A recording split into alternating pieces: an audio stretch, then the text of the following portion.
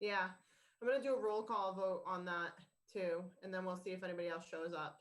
I know, Paul is not going to be able to attend tonight. So he's the only one that let me know though. I don't see 4 members though. What? We need 4 members. Where'd Art go? Well, counting Art would be 3. What about me? Well, It was awesome. You're 1. You're still here. Katie's 2. Oh, there's Mike. Well, Mike's 4. Okay. No, Right. where's Art? Art fell off.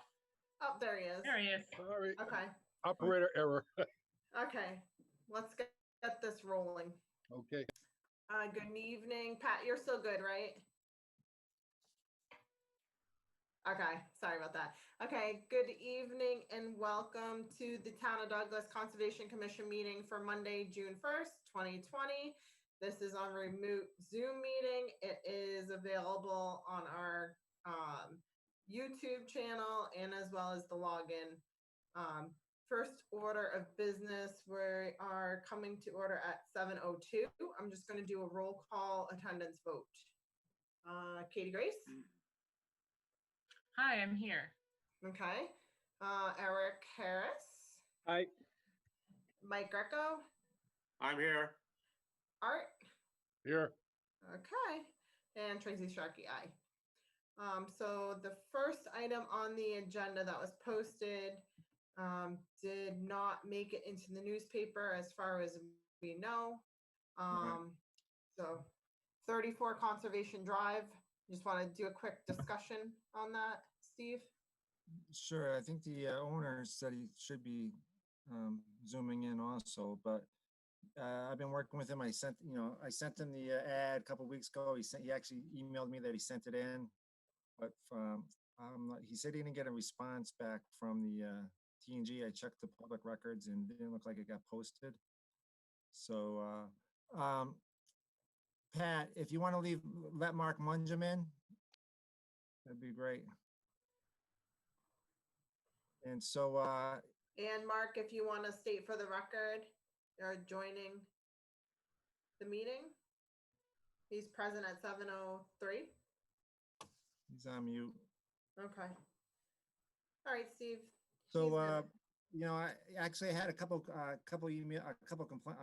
phone calls from the neighbors last week about him dumping some material in his yard. So I went out there and checked it out. The neighbors just wanted to make sure he wasn't going into the jurisdiction of the commission, which he wasn't. He was just working on the other part, over that slope. We put those stakes up, so he's staying out of that area. He submitted he's the RDA and then a little plan that he's, a little write up on what he plans on doing in the buffer zone area. So I told him to contact the T&G. If they didn't post it, then do not post it because the meeting would come and go. We'll try to put them on for June 15th. Okay. Pat, could you let Mark in? Mungem?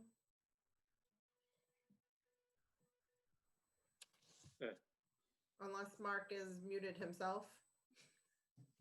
There's no waiting room. I had muted myself. Okay, Excellent. all right. Hi, Mark. Welcome. Hi. Sorry about that. We're all a little on guard here. Yeah. Okay, so you're with us. So we weren't able to get the advertisement for the 7 p.m. I don't know if you heard that, the 34 Conservation Drive. And you don't see, Steve, you don't see the owner here, right? I don't. Okay. Okay, do you want to talk about our suggested agenda schedule for the upcoming meetings?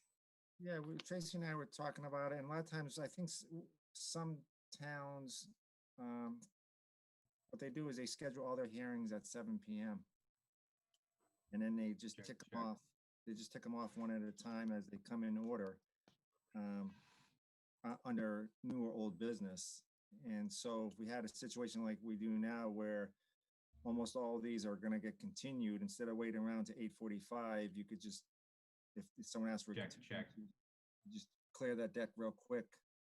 So you're not sitting around all night waiting for the 8:45 just to continue it. I think 8:45 is here, by the way, but 8:45 would be a lot earlier. It could be at 7:30 instead if they were all scheduled at 7 and the 4 meetings before them were continued. That makes a lot of sense. So I mean, I haven't never seen anything in writing, but I know Uxbridge does that. I think other towns do it, so I'm assuming that it's okay. Yeah, I think our fear before was that people would be showing up at 7 PM, like all the people at one time, and then you would have to wait an hour and a half to get to your hearing. But I think this would make it almost a little bit more efficient because most people are showing up at the meeting at 7 o'clock, even if their hearing time is at 8 o'clock, just to be sure.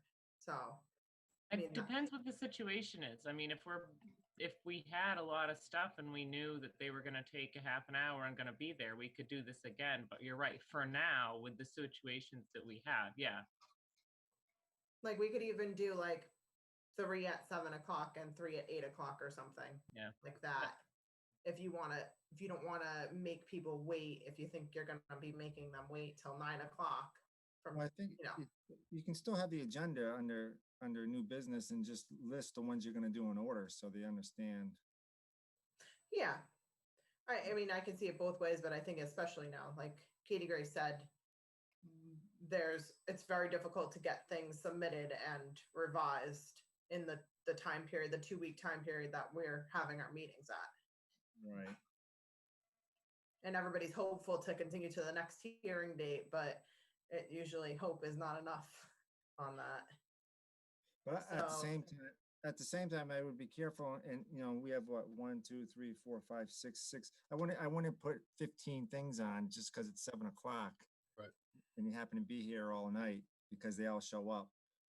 So I would still put a cap on how many hearings you're going to have, just in case, anticipating that you're going to spend 15 minutes on each one. Yeah, I mean, we can give it a roll. We don't have to stay with the method. But for the advertising of the 34 conservation, I would say 7 PM Right. and keep them at that time slot. Right.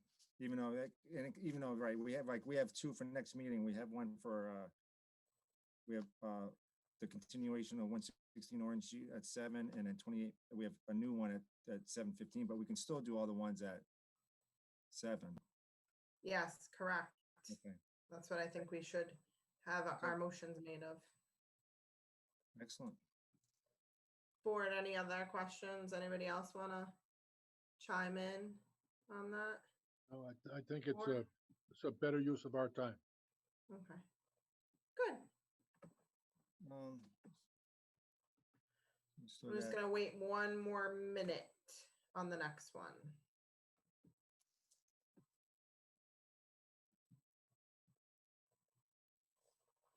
Okay, 7:10 PM, public hearing continued, amended NOI-DEP number 143-973, 49 and 53 Woodland Road. They asked for a continuance because they haven't had confirmation from the owner yet. Okay. I'll entertain a motion. To So continue. moved that we continue to 7 PM on June something 15th. 15. 15th. Okay, motion is made by Katie Grace, Second. second by Art. All those in favor? Aye. Aye. So let's do Katie Grace. Let's just do a roll call vote just to be sure. Katie Grace, Aye. Eric Harris, Aye. Mike Greco, Aye. Art Monamy, Aye. Aye. and Mark Mungin. Aye. All right. The only one absent is Paul Beckwith. Okay. Steve, do we want to move down to discussion? Yeah, you want to go over we have give you authority we have a voucher that we have to sign for Equitech that they did work a couple months ago. And we just want to confirm that the commission gave the chair permission to sign on behalf. The board already voted on the voucher to pay Equitech for the work they did for the commission. And so, but the voucher needs to be signed, and we're not sure if you just want the chair to sign it or send it around so everyone signs it. How are we doing with that? Are they going all the way through? Mark and Mike Greco both have a little delay on their signing. I did a couple today. Yes, I sent those like almost 2 weeks ago. So it's a chain. I So missed, it I goes missed from one. person to person. So one person needs to sign it after the other. Once I get to 4, then I'm just going to cut it and then we'll move on. I got one for Johnson this afternoon at like 4 o'clock, and Yeah, I got that's home at because 6 Mike- tonight. Mike didn't sign it. Because if one person doesn't sign it, it doesn't move to the next person. Chain. It's a chain. Which maybe I could fix that and just do it to everybody. So it's not in order. I just didn't play around with that yet. I mean, I could sign it faster too. I took a couple days. Yeah, you did take a couple days. Okay. I don't look at my email that often. I know. It's a new thing. Trying it. It'll be over soon. So Steve's looking for Really a hope so. vote to just allow me to sign the voucher for Ecotech, which we've already voted on the amount. So moved. Okay. Seconded. Made by Art, seconded by Katie Grace. All those in favor? I, Then we'll Aye. just do a roll call vote. Katie Mike Grace? Greco, aye. Okay, Mike. Aye. Greco. Okay. All right. Art. Aye. Eric, Aye. Mark. Aye. Okay, thank you. So that way they can get paid and processed.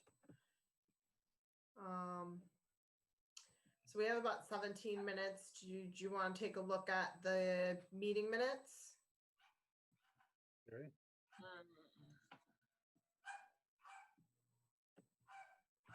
And whomever has the dog, we love dogs, but if you could mute, which I'm assuming is Evan, mute your computer, please. Thank you. Actually, Oh, that wasn't him. no, it's me. It's Mike, I think. Let me see if I can shut him up. You just mute. Just mute, Oh. yeah, just mute yourself until you're ready to talk. Put the duct tape down.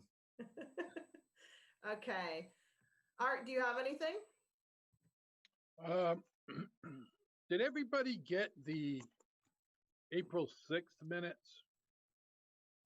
Yes. Because when they came, there were 3 attachments and there were 3 headers, let me put it that way, but there were only 2 attachments. My link is still broken. Yeah, but I had contacted Maria and told her that there was an attachment for April 6th. And she said, oh, sorry. And she sent me one for April 6th, but I didn't see where she sent it to everybody else. So I'm thinking maybe it was a different chain, and or maybe I missed something, but anyway, there is an April 6th one. And actually it was the best one of them all. So when I went over, I didn't see it, but I don't want it to, I think if that's the case, we should probably put it aside till everybody else gets a chance to look at it and ask Maria to resend it again to everybody. Steve, do you have a copy of those? By Right. email, if you could circulate that to the board. April 6th.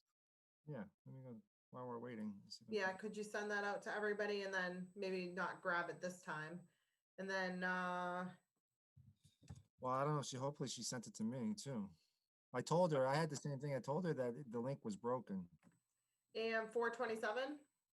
Well, back to March 2nd, Yes? that's the numerical date is 3/2, but when somebody put 2/3, I think, and so at the beginning, they put that the meeting was held on February 3rd, and that should be March 2nd. If everybody looks at the under the draft portion.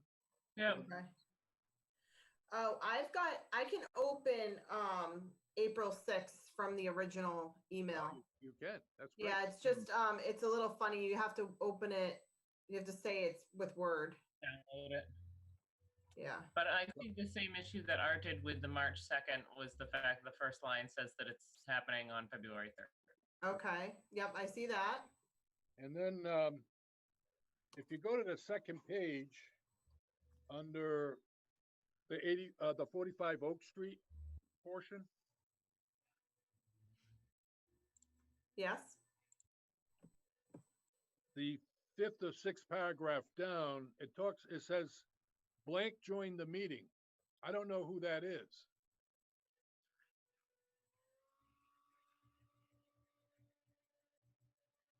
Now, I might have been able to extrapolate it because on the next page, it talks about a gentleman named Mr. Parlon, and he's not mentioned anywhere, or he doesn't introduce himself or where he's from or anything. So I don't know if he's the one who joined the meeting. But like I said, I followed 45 Oak Street with my notes, but if the public didn't have notes, I don't know that they'd be able to figure this out. Wait, what date are you on? March 2nd, Under 7:44 p.m., 45 Oak Street? right. So if you go down to the next to last paragraph, it says join the meeting. Yep. There's a name that's been left out there, Yep. but like I said, if you go to the next page, it talks about a gentleman, oh no, that's not the same one. I'm sorry. But anyway, I need to know who joined the meeting there, or we need to know. so sorry, I think I got disconnected. Okay. So you're under 7:44 PM, right? Yeah, we've got a blank spot on join the meeting. Somebody joined the meeting right And before we which- talked about the chain link fence. Oh, yeah, it's at the bottom of the PDF page. Oh, okay, so I'm in Word. Oh, Yeah. oh, You okay. see it? Yeah, Yep. now I see it. Okay, so, We'll have to send it back to watch the tape. yeah, Yeah, it's somebody from well, Is it somebody Matt? worked on the project. it might be somebody from Blue Wave Solar, but the problem with doing this Zoom thing is sometimes you lose the audio, and we might not ever be able to make it out. Mr. Parlon, I believe it's Matt, right, Steve? He's their Yeah, but- attorney? Yeah, I'm not sure. That's what my guess would be. Because he shows up. Jeff's here. Yeah, Hi, Jeff. I'm on if you guys, this is Jeff Murphy here. I was just listening in. How's everyone doing? doing Good, fine. how are you? Good. I actually sent in a request for a continuance and I didn't get any acknowledgement that was received. So I was just joining the meeting to make sure everything was going smoothly. For fun, But, yeah. Yeah, You don't have so- anything to do tonight. exactly, right. So yeah, Matt is actually Matt Parlon is with Blue Wave, and he's actually the applicant for the project. Yeah. So was he the one that said they will be selectively clearing trees in the buffer zone? No, Do you think we're just looking at our meeting minutes from March 3rd, March 2nd? March 2nd. Was that March 2nd? Yes. Yes. Yep. It says Yeah, I February mean- 3rd, but it's March 2nd. Yeah, no, I mean, I think he would have been on the call. I mean, again, I don't know if that I do recall that. I can try to look through my notes here, but he may have been on talking about the clearing, the selective clearing in the buffers. So that's Okay, that so was I would put put in that fact as a in. suggested edit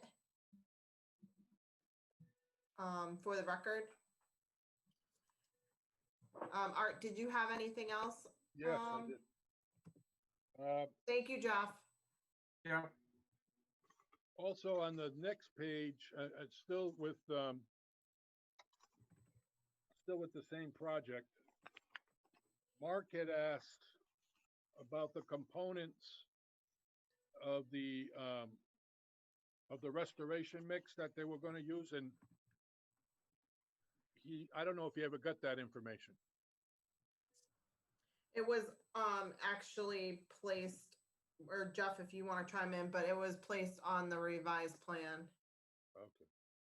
So we did get it, but not in the same meeting. Right.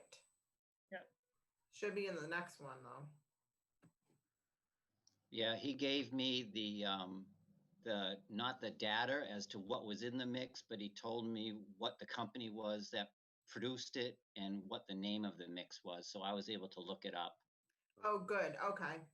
You were looking for like the cut sheet for it? Yes, I wanted to know what types of grass were in the mix. Okay. All right. Okay, that was all I had for March 2nd. Okay, do we want to confirm with Maria and send this back to confirm that was Matt Parlon? I'd like to. Okay, so Steve, if you let her know, please. Yep. Okay. All right. And then just to fix the date as well. Right.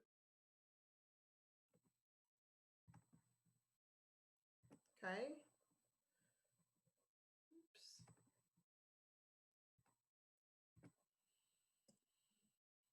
Steve, did you resend the April 6th? I can't find them. Okay. Let me see if I can send it. Bart has them. Maybe you can send them to me. I have it. You have 'em? Mm-hmm.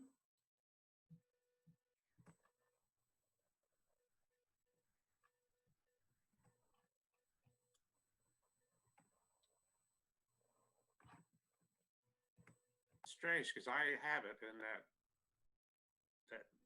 sending that had 3 separate. Yeah, it won't open.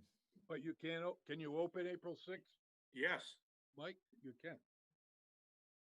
Wow. I couldn't at first, like I said, once Maria sent it back again, then I had no problem. oh, well, maybe I'm looking at the second sending. Yeah, that could be. I would have deleted the first one.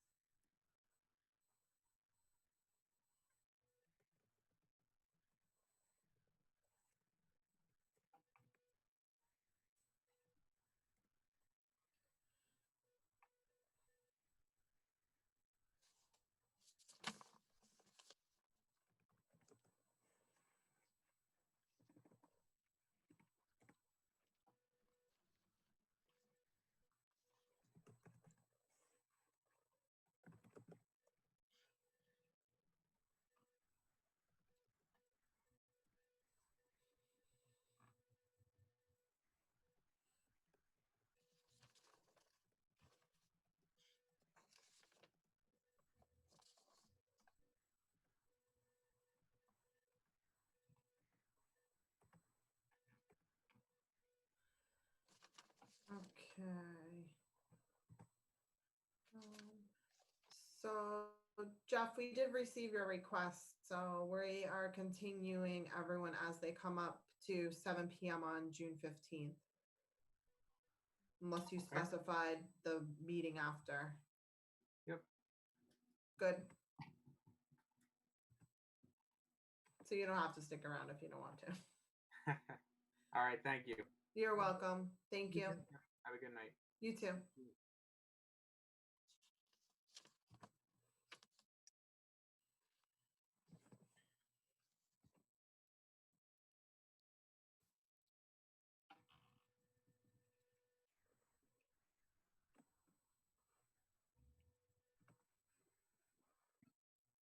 So it may make sense to continue the review of the April 27th minutes to June 15th. I think we're gonna have some time. Well, maybe, yeah, well, if everybody can get it tonight, that's fine. I guess I printed them out. I emailed it, but yeah. Oh yeah, we could do that too. So March 16th, were we all set with that one? There wasn't a March 16th. Oh, I don't know where that came from. okay, 4/27. Okay, 4/27, that's a different story. Okay, I don't know about anybody else, but I had, it just minor things on a couple of typos on the first paragraph. We opened the meeting at 7:04 and it was broadcast through Zoom, not Zoom. yeah, And the business started at 7:05, not 7 o'clock. But the issue was on the fourth page, the top of the fourth page on that one. It's an audio problem, and I don't know how anybody could follow it. You know, this is a public record, and the minutes don't reflect. They lost the audio several times. So I don't know what you do when you're doing these electronic meetings like this. If you can't capture it from the tape, I don't know that, you know, we don't have a stenographer taking down every word or anything, so I don't know how you can recreate that.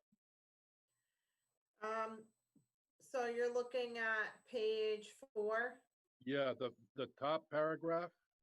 And Yeah. then she put something in red later saying that I think a motion was made, but you can see several times at the minute marks where the audio was lost.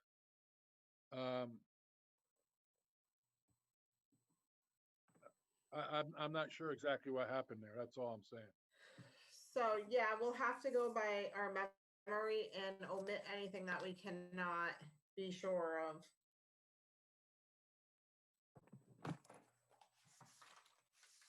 Because normally it would say who made a motion and who seconded it and the vote, but we don't have that here.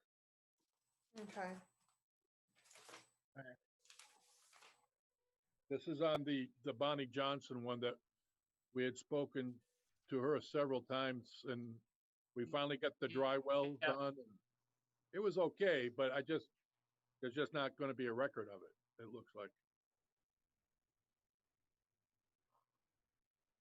I think that was Huff Road.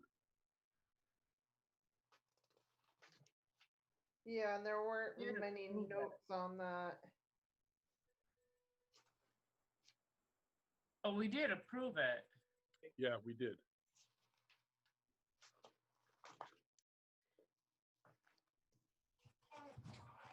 I wasn't noting who made the motion and who seconded it either. I don't usually write that down.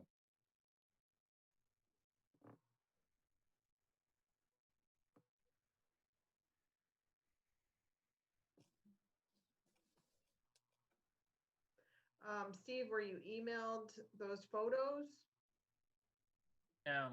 during construction?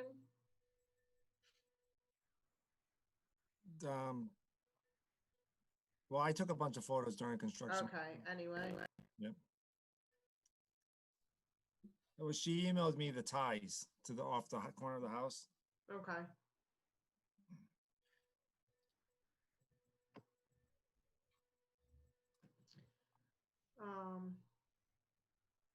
Yeah, I would say that maybe we can ask if the boards, we can use our authority to state that it wasn't recorded, but we did take a vote and it was a passing vote to issue the certificate of compliance. Yeah. It was not heard on the tape, but we all know that we were there and it was taken, the vote was taken, and it's been circulated. I think that's fine, but I think the minutes should reflect that as well. That we lost audio? Yeah, that we, as a board, we agree that, you know, we issued a certificate of compliance, but that that we don't have a record of who made the motion and who seconded it and stuff like that, you know. This might happen again too. Right. I Gotta mean, get it. why don't we put this one on hold and I'll see if I can Okay. see who who had the motion, maybe by lip reading, my lips of some sort. Okay, I Yeah. mean, we could just see who makes a motion, like makes them move with their mouth, maybe, and then go No, from it's totally there. possible. Totally reasonable. Okay. All right. So it is 7:32. So moving right along. So we'll just table that for now. Moving right along, we have 7:30 p.m. Notice of intent. DP number 143-0989. Public hearing continued. The applicant did request a continuance. So I'll entertain a motion. Whatever your flavor is for the 15th. At 7. yeah, make a motion, we continue the 45 Oak Street here, public hearing to June 15th at 7 PM. Motion has been made. Second, Seconded. Second by Katie Grace. All those in favor? Aye. aye, Let's roll call.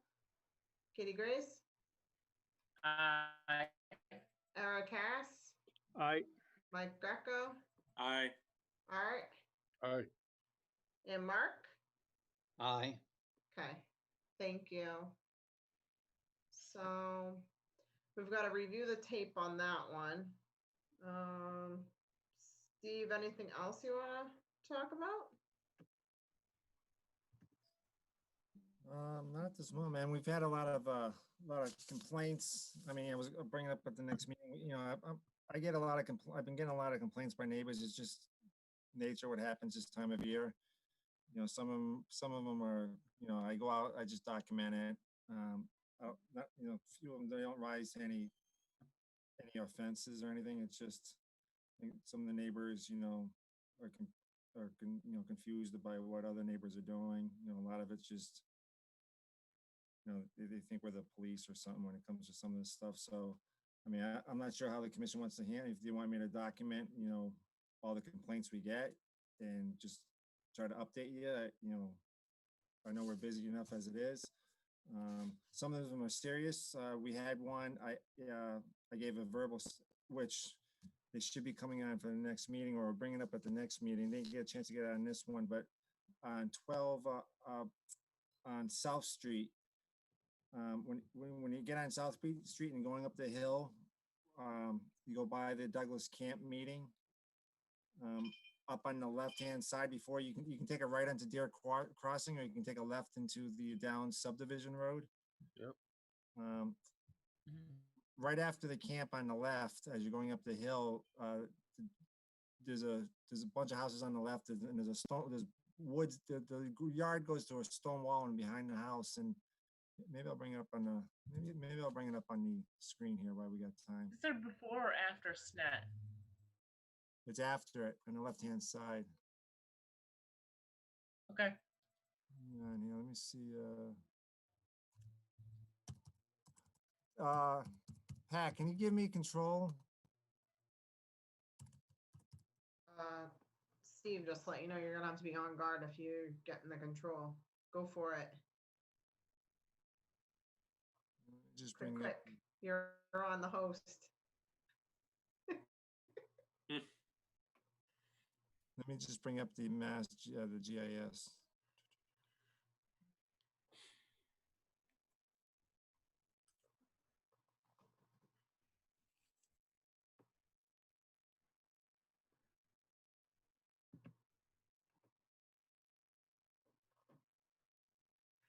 Oh.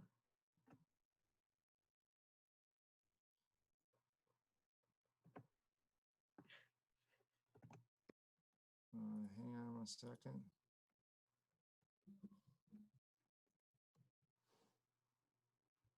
Everyone see my screen? Yes. Hang on, let me just hang on a second. Let me close the door here.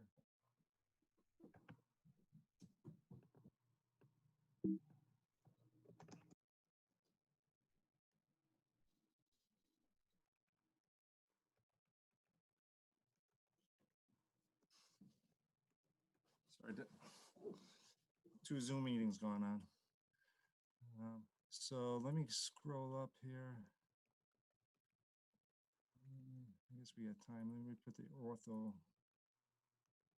photos on.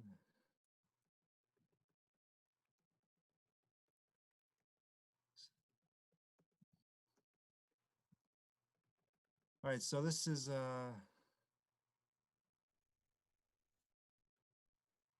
believe this is the property, right? That's that. Right, that's it right there. You see it highlighted? Yes. So you come off center of town, South Street. Oh, Try not to move so fast. Okay, sorry. All right. So you can see there's a stone wall that comes right along this back line. And there's a wetland. There's a wetland on the other side of it. So these guys came in and took down on the upland side, on the yard side of the stone wall. He took down 3 or 4 trees along the stone wall. We had a complaint from the, it's hard to see it from the road because everything drops off. By the time I got there, the guys are pretty much chipping. I went out there, I gave him a verbal cease and desist, and writing up a violation notice to have him come in and talk to the commission at the next meeting on June 15th. Okay. okay. But luckily, he didn't do anything on the other side of the stone wall, which would be within. He's probably within. There's a little stream there, probably within 25 feet of a little intermittent stream. Okay. So they're out of there right now, though, right? Like the What's that? chipper and They're all. they've moved out of the site. Yeah. By the time they were moving out, by the time I got up there, I mean, he took down a couple of trees outside our buffer zone also. So. Okay. And then going out to Shore Road with the dewatering. And it looks like they're doing a nice job out there. I mean, they put a privacy fence all around the site. So on Saturdays when they're out there, I get to go out there and along the border of the lake, and I don't see anything. Everything's working great. The dewatering system, that bladder they installed, is working great. The hole is pretty much all dried up now. So that's working out pretty good also. And then all the other sites, the solar canopy site on West Street, if anyone wants to, I mean, you're the commission, if you want to just, you can drive down there, the one on West Street. Beautiful job. What they're doing on that crossing, and just in general, the access road up to the solar farm. It might be good if you guys drive out there, just get a good perspective on what the other solar farms, on what a nice site would look like. I think Bills and Thomas, who's designing Oak Street, designed this one, which is designing is one thing, constructing it is another. Mm-hmm. And they're doing a very good job. And the crossing came out really nice. Everything came out great. I mean, the hydroseeded, the detention construction, detention ponds, there's a swale with check dams that go all the way up the side. Maybe next meeting I'll have some photos ready in case we have a situation again. I can just update the commission on all the different sites. Yeah, that's what I would say, especially with the pictures on, our ideal look for the crossing. Yeah, so like right now I have about anywhere from 15 to 25 sites I go out every Saturday. And I have a little circuit that I update. Some of them are dormant, some of them aren't, to make sure that the erosion controls, the sediment, everything else is looking good. And particularly after heavy rains, it's been dry lately, but in the spring was very busy. And if there's any issues, you make sure that, they fix what they have to do right away. Okay, awesome.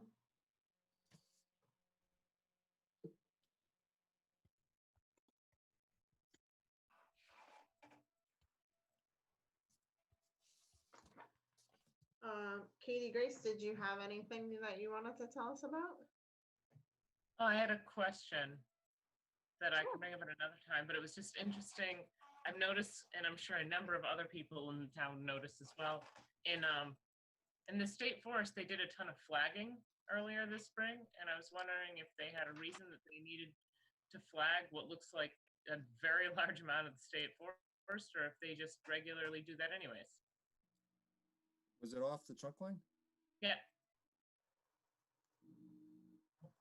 So I got notified right before COVID from the DCR, or maybe someone else on the state officials, that they flagged the entire trunk line from Connecticut down to Uxbridge. Yeah, And they're gonna be, they're probably gonna be looking to do a proposal where they're gonna pave that's the trunk line as a bike path, Wow. oh, really? and then make it a equestrian, and then I don't have to pave the whole thing or half of it, supposedly, and then so they can hook it up with Uxbridge, which will continue on to, all the way to Woonsocket. Okay. Wow, And that's significant. yeah, I had some emails right before COVID started about they wanted to do a site walk with myself, just to walk what they did for flagging. Yeah, they did a lot of flagging. They have. There's a lot of wetlands off of it. Yes, yes, sir. I saw it when I took a walk through there too.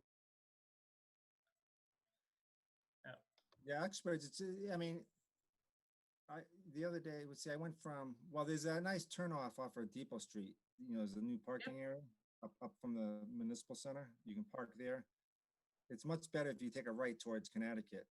If you take a left towards Uxbridge, after you get across Monroe Street, if it's wet, it's pretty, the whole area gets inundated and it's pretty rocky and bony. I've been doing the section between Wallum Lake Road and the Connecticut border. That's nice. Right. Gets a little soft there when it's dry, Yeah. but that's a nice section. Who's the proponent, Steve? It's the state. I'm Mark. I'm not sure what agency it was. I'd have to look it up. I mean, I might have. Hey, Steve, let's cut out the screen share, okay? Oh, sorry. That's okay.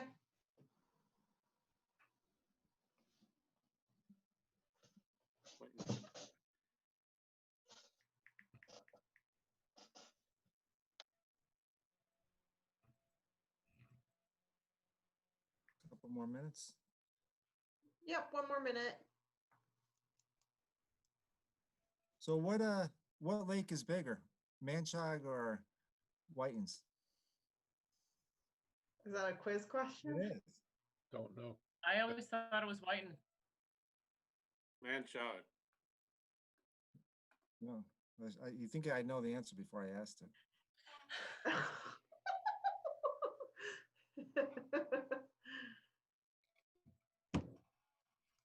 Well, you said the Manchog was a Great Lake, so it has to be at least 10 acres, right? Right. Well, that's a question too. So Which one are you looking at first? they're both about they're over. I think it's Manchog is 350 acres, and I think Whitins is a little over 300 acres. But when it comes to a designation, there's a designation called Great Lakes. And so it gives special criteria to a lake. If it's called a Great Lake, it gives people access to the public rights to access the lake. So they're saying Whitens Res is 216 acres. I heard it was 342. That was updated 3/2020. So Like what makes it's 300. a lake a Great Lake is if there was no dam and no impediment, that there'd be a lake there in its natural state that was more than 10 acres. Huh. Yeah, one other site says 309 acres now. Lakefront living. Steve, isn't Bedlock Pond a Great Lake? I don't think that Badlock Pond is a Great Lake, no. I think the only Great Lakes I think we have is Manchog, which Douglas is part of. But Manchog, and it's, there was two dams. There's the new dam that there is now. There was a first dam that you can see there's a little rock crossing where, if you ever go on Manchog Lake, you have to go through the poles or you hit the old causeway. And if they took that away, then there'd be a smaller lake. In Manchog, there's actually a Civil War, a Revolutionary War cemetery that when they flooded the second pond, dam, when they built the second dam, they flooded the cemetery. Yes. And the stones, like when it drains, you'll see the stones. If they dry it, if they completely drain it, you'll see the stones in the area where the cemetery is. But it goes up and it's off of Bigelow Road, Parker Road, where the guy takes care of it, and there's still some Revolutionary War stones that are there. It's pretty neat to see. They're saying Manchog Pond's 380, 380, yeah, acres. But you can't really trust the resources. Okay, it's now 7:47. Next item on the agenda at 7:45 p.m. NOI-DEP number we have not received yet. Public hearing continued, Southwest Main Street, lot number 1, George Hendricks. I see we did not receive anything new from the applicant, right? Just today, late today. Okay, so I see Jude's on. Do you want to add anything for us? Well, I thought it was being continued, so forgive me for the late the plans and stuff, but I went through some of the stuff you asked me for last time, and I forwarded to Steve the LOMA that removed some of the property from the floodplain. I did give him a conservation plan. I don't know if he can pull that up so everyone can take a look and see if that's satisfactory, but it basically shows wetland flags 1 through 40, and it shows both of the lots that are within that area. And we do have house numbers also. Same thing, I forward those to Steve, probably around 5 o'clock tonight. The only thing that I'm trying to track down still, and I thought we had them, so I have to call Margaret Bacon, but the wetland data sheets I do not have. I do have her field sketch that she had forwarded to us showing when she went out and delineated it, her rough sketch, and then of course we went out and surveyed, located the flags and put them on a plan, but I do not have the data sheets yet. And Okay. we need a check for the peer review. Nothing's been sent to the app to Equitech.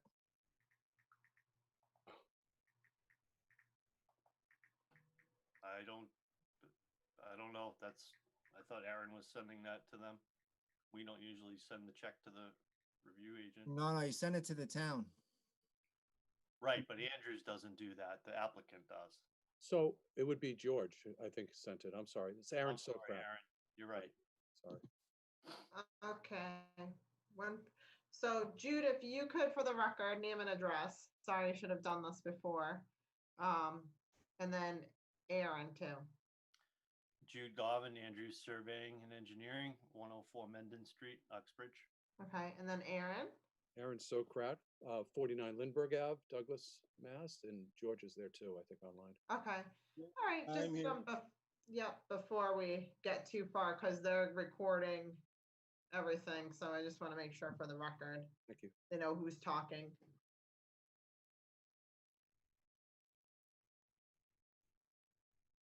Can you see the plan on the? This is the revised plan.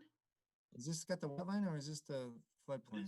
This is the subdivision plan, and it's just showing where where they had marked on for the lot numbers, for the house numbers. Oh, okay. That's for house numbers. Okay. Yep. Then you've got another There's plan another- that you prepared for conservation. Yes.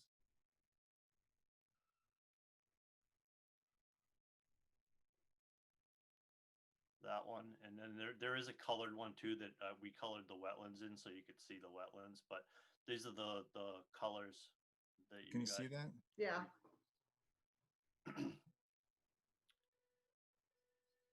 So going from left to right, there's wetland flags 1 through 40. They kind of they go perpendicular to the road, parallel to the road, then they kind of fade back and then they come back up.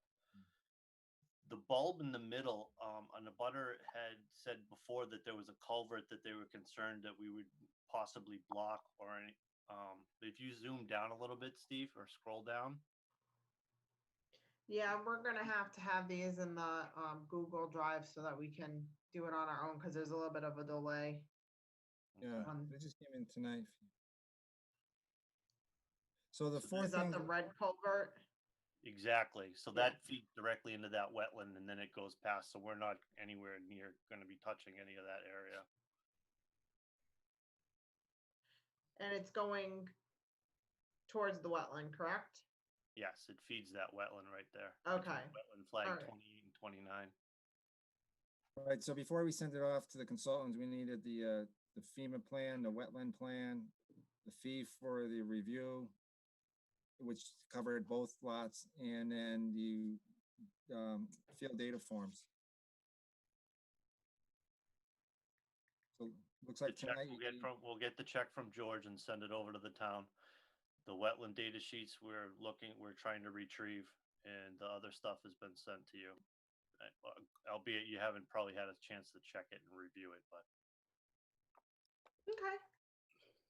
Moving forward. So Steve, if you could upload those for us, for the board members, so we can take a peek. Are you gonna do your initial review before, Art Allen gets the, Well, I think I'd wait for Art to see okay, what comes back with. okay. That's fair. Okay, I know I saw an abutter on here, so let me just take a peek. Aaron, did you want to add anything? No, we're just trying to pull everything together and we're waiting on DEP numbers. And May 8th, the package was received. The check was cleared shortly thereafter. So that's in hand. I don't actually have the date, but I think George might have that and maybe Jude. But yeah, we're just waiting on state, you know? Okay, and George, do you want to just speak about the consultant fee? Yep, happy to forward that as soon as I get the amount. I haven't seen what that amount is, but I can have it checked there tomorrow. Okay, Jude, do you have that? I'll forward it to him. I thought he had it, but I'll forward it to him. I thought it was Thank pretty you. reasonable. It was for both lots. Yeah. Like $1,000 or so. I think it was a little more, but. okay, and comments from the audience, Michael Hughes. Did you have any, state your name and address, please?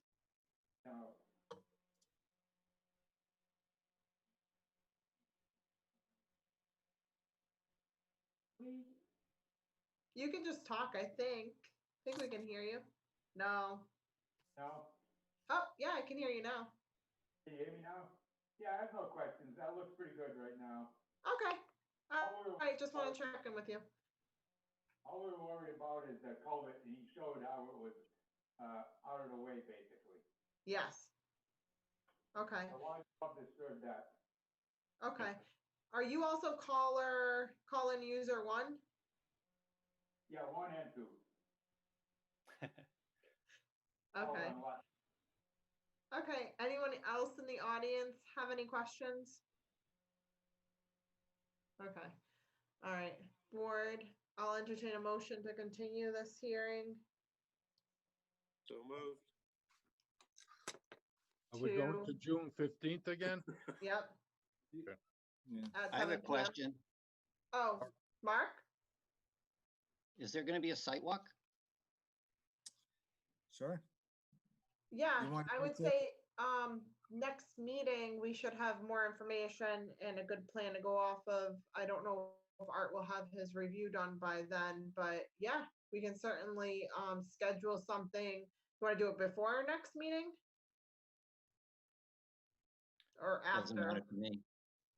Doesn't matter to me, whichever. Well, I guess maybe we take a look at when Art's gonna be out there. Yeah, maybe after.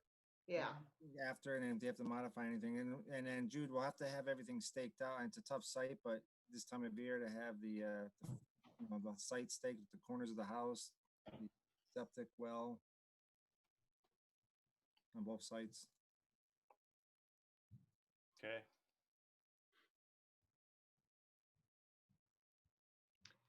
okay, there was a motion made. Can we, hold on, I'm sorry, Yeah. Tracy. Is it possible that if we get that stuff staked out relatively soon, that we may be able to do it before the meeting? Because if there are no issues or any wetland flags moved, then we could possibly close on the next hearing. Well, I want to finish. I didn't even.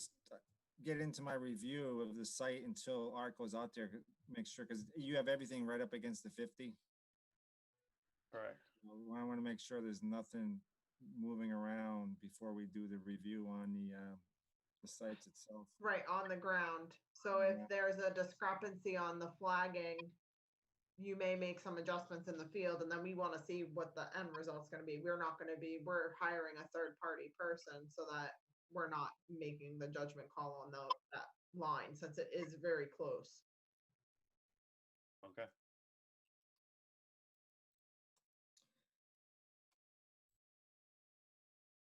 And again, he would have been out there by now if we got the information sooner. So board, any other questions on that? Concerns? So though, I'm wondering if we continue to June 15th, if that's enough time. Well, that's a good point. I mean, we can certainly set the sidewalk on June 15th. Maybe. I think we need an update on where they're at with the review on June 15th. Okay. And then everything would be cemented in place essentially after our consultant reviews everything, and then we'd be able to come to the next meeting and have, everything ready to roll. So we would set it on the June 15th, and then in between the time period, and then double check everything, and then be ready to have any questions for the next meeting. So the consultant's going to verify the line, and then Steve is going to review the house placement and septic placement, or is the review agent doing all that also? No, he's just looking at the environmental, the line, the FEMA resources. Okay, and then Steve, you'll check the other stuff. I'll check everything else. Yep, and we don't even, hopefully you'll have DEP comments too by then. Yeah. I don't think do you even have you don't even have numbers yet. No, nothing from them. Been nearly, 3.5 weeks, 4 weeks, I guess only, so. Can't do anything until you get those. Nope. Understood. Thank you. Do you have Board of Health approval? Yes.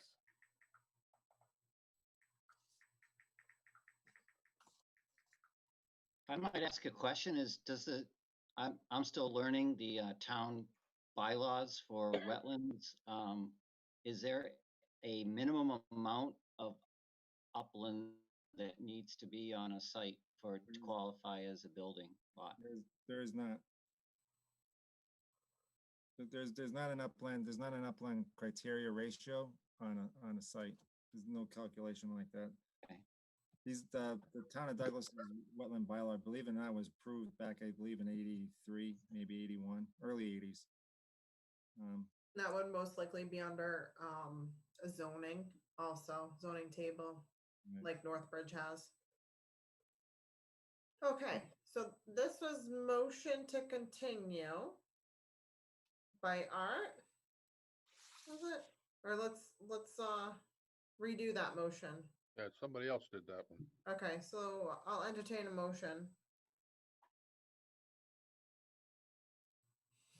Anybody? I'll make a motion. We move it to 7 p.m. on June 15th. Okay, Second. motion's been made, Second. seconded by Mike. All those in favor, roll call. Katie Grace, Aye. Eric, Aye. Mike, Aye.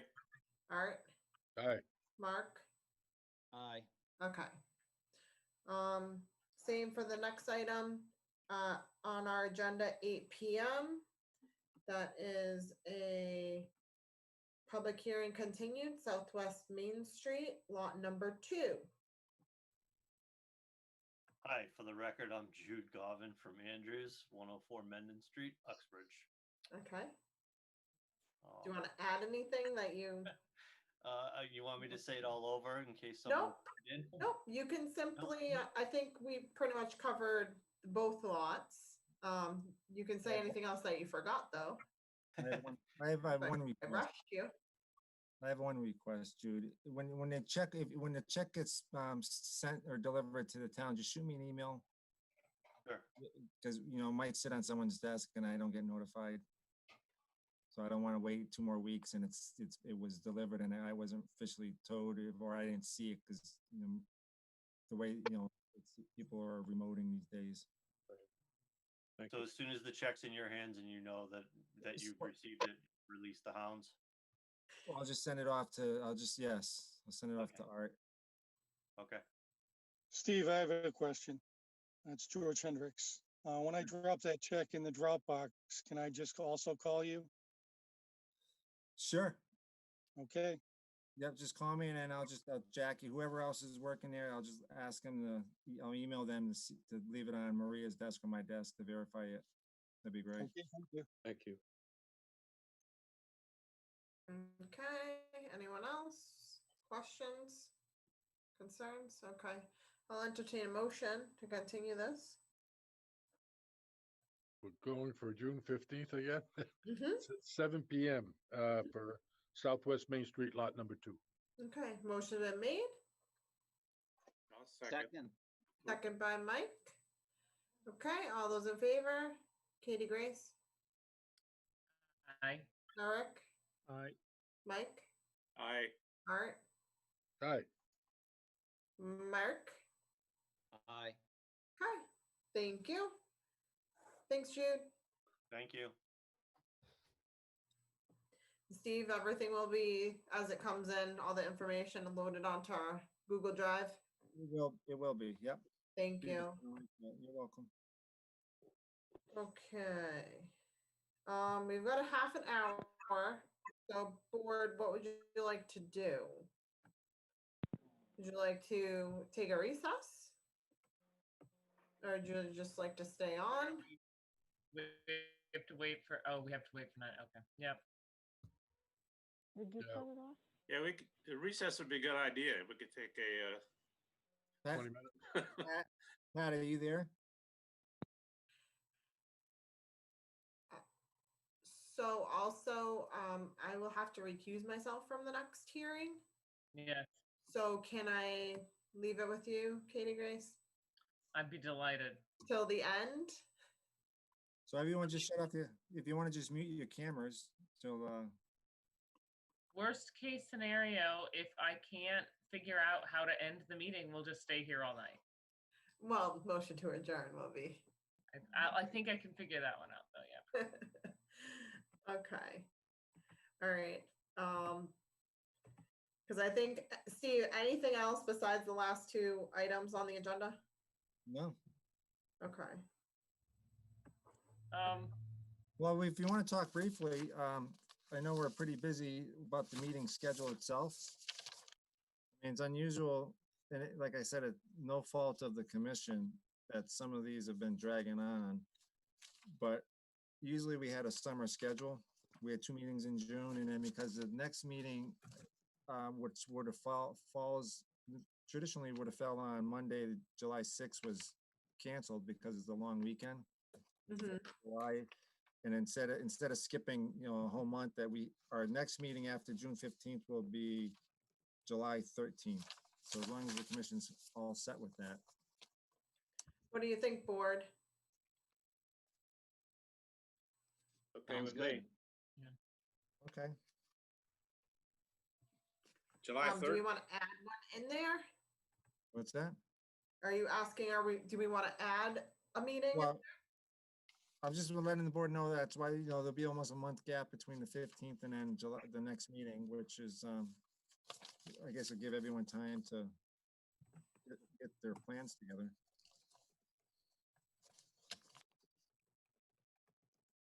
So there's 1 meeting in July. I don't have an issue with it, but I just want to update the commission.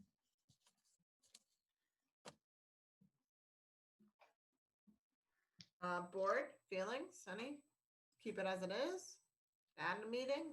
I mean, you'd have to, No, What? I don't think we need an additional meeting. okay. Oh, delete that meeting? Cancel that meeting? Well, no, it's just, there's just one in July anyways, isn't there? Yeah, there is. Yeah. We just need to put some of these to bed that we keep continuing, that's all. That's right. Yeah. Okay. So we're keeping June 15 And July 13th. and July 13. Yeah. All righty. Very good. Okay.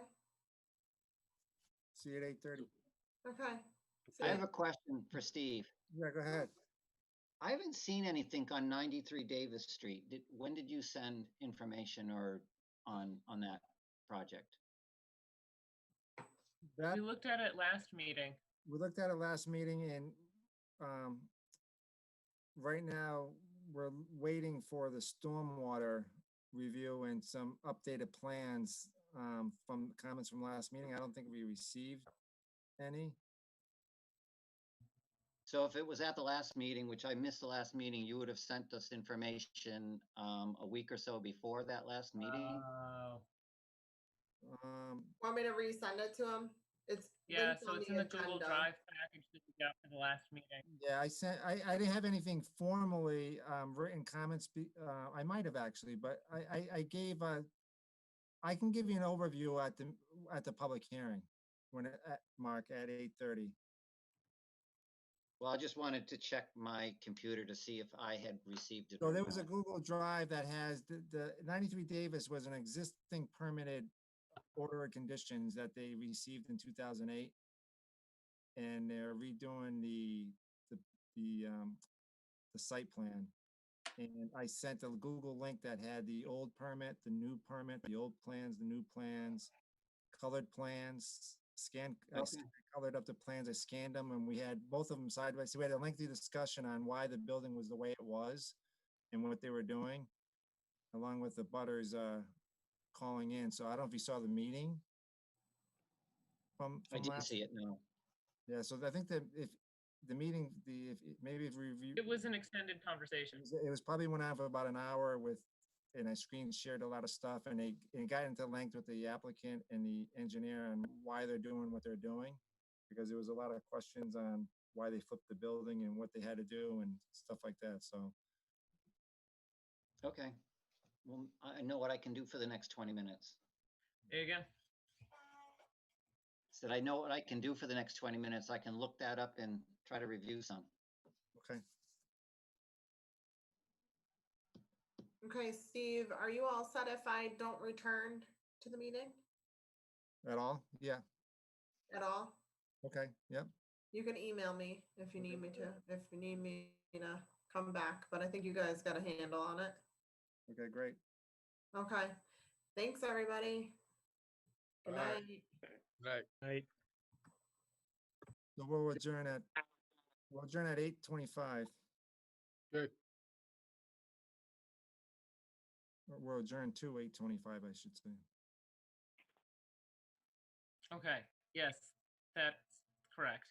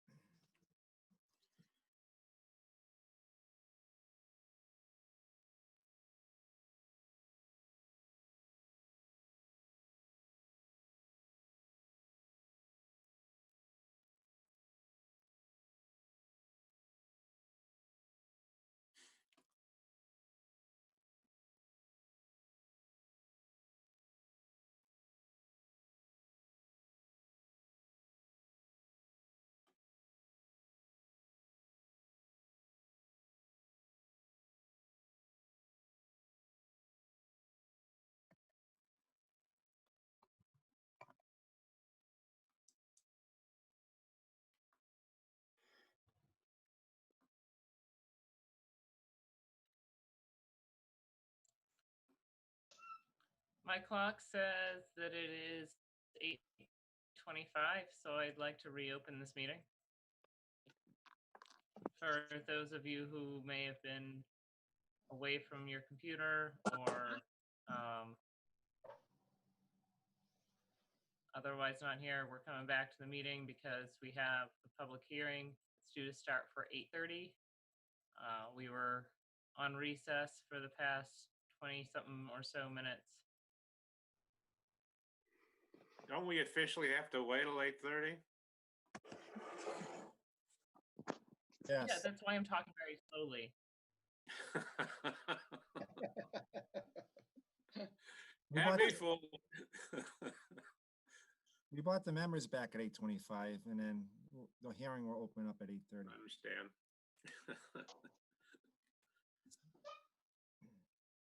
But thank you, Mike. Now I know that you're present and aware. I am. Also Thank hungry. you. I'm very sorry. I can't help you.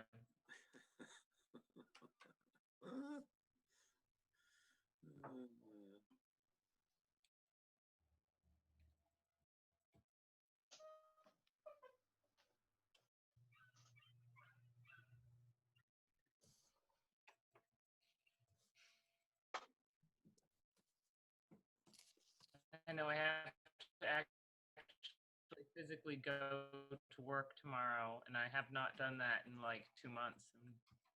I'm not excited.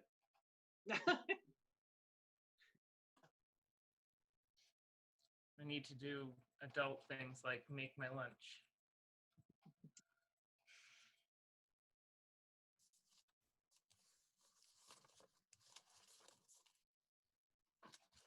Hello, Karen. Hello. How you doing? How is everybody tonight? Pretty good.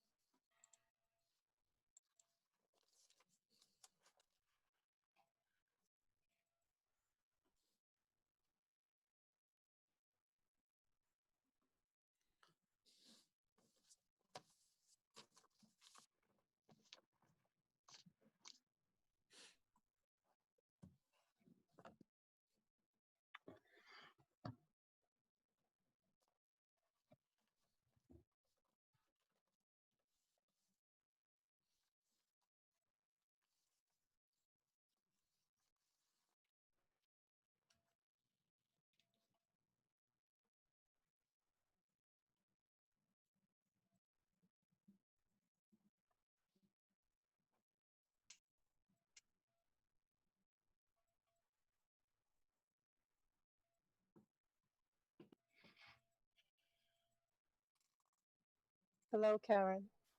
Hi, how are you, Teresa? Very good, and you? Thank you.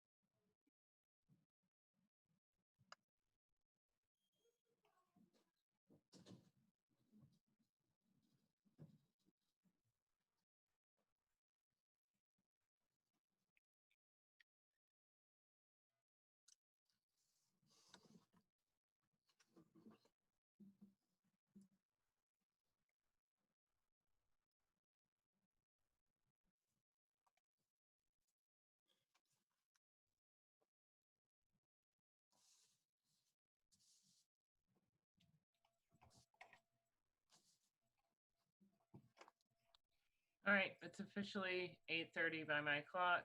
Our 8:30 hearing is a public hearing, which is continued from 93 Davis Street, Realty Trust. DEP number 143 tax 0, which is what all of them are. So yes, this is continued. We had an extensive conversation on this issue last time. Steve, you want to do a quick recap?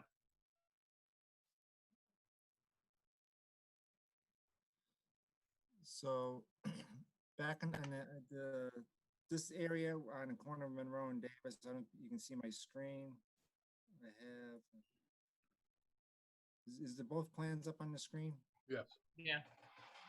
Yes. So on the left-hand side is, you'll see a colored plan of there was a site plan approval and conservation approval for work at 93 Davis Street. That order was elapsed, and then so they came in with the plan to the right, and looks like they modified they flipped the building a little bit, and they modified and got rid of the drainage. There was a subsurface drainage in the back, which is the green area here on the left, which I think they're doing an underground drainage system now. They modified the driveway a little bit. I had a video that showed the well is already in over here. We got into why they were flipping it, and they explained with the rules and regulations, I believe, of the type of business that they're having there, that they're mandated by the state. You can correct me if I'm wrong, Karen, that they have to have the building in this configuration. Yes, for security reasons, they don't want people parking behind the building. Right. So we got into conversations about that, the parking. There's some area through here, which, the parking, I guess it's designed in order to keep the flow of the building, where there were some questions regarding the back of the building here, how they're encroaching a little bit, and there's a natural hill already there. They're encroaching a little bit into this bankment here, due to the new configuration of the building. We talked a little bit about that, but they took away the detention pond. One of the big items right now is stormwater management. They have to file the notice of intent, and with that, they filed a stormwater management that needs to be reviewed by the commission. Yes. The original stormwater management was approved back in the original order in 2003. This is being changed.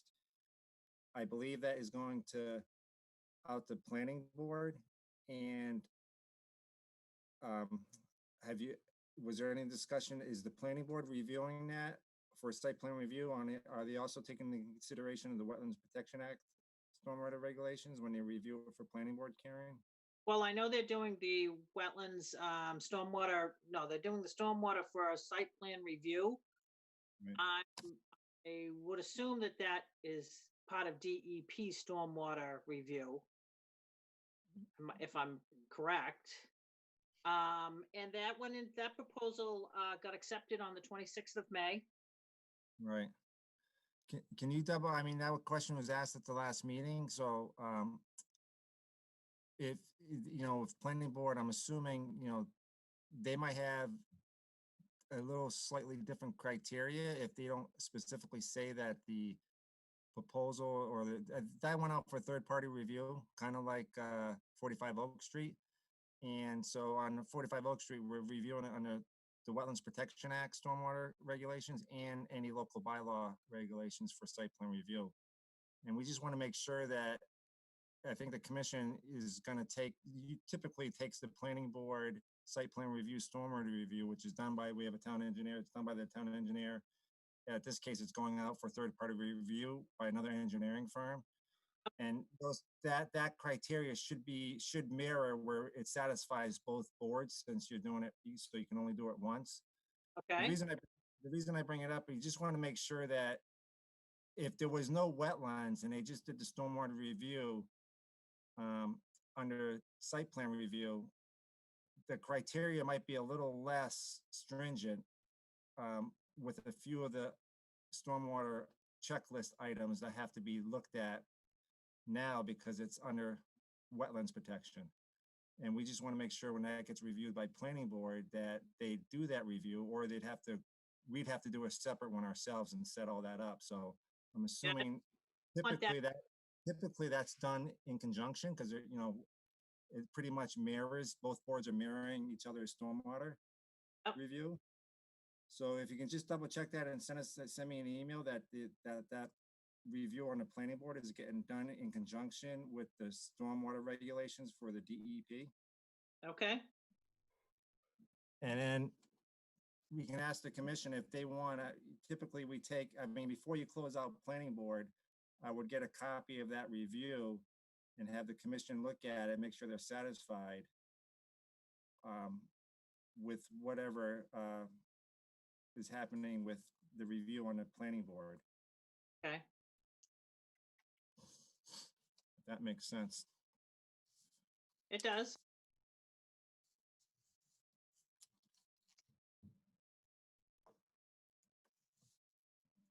So, you know, whenever proposals you're getting, I'm not sure when you're back in planning board or when the third party consultant's gonna be reviewing it, but whatever comments and changes they have, if obviously it's gonna impact the commission's review also, that I would come back to our board to make sure they're satisfied with the stormwater criteria also.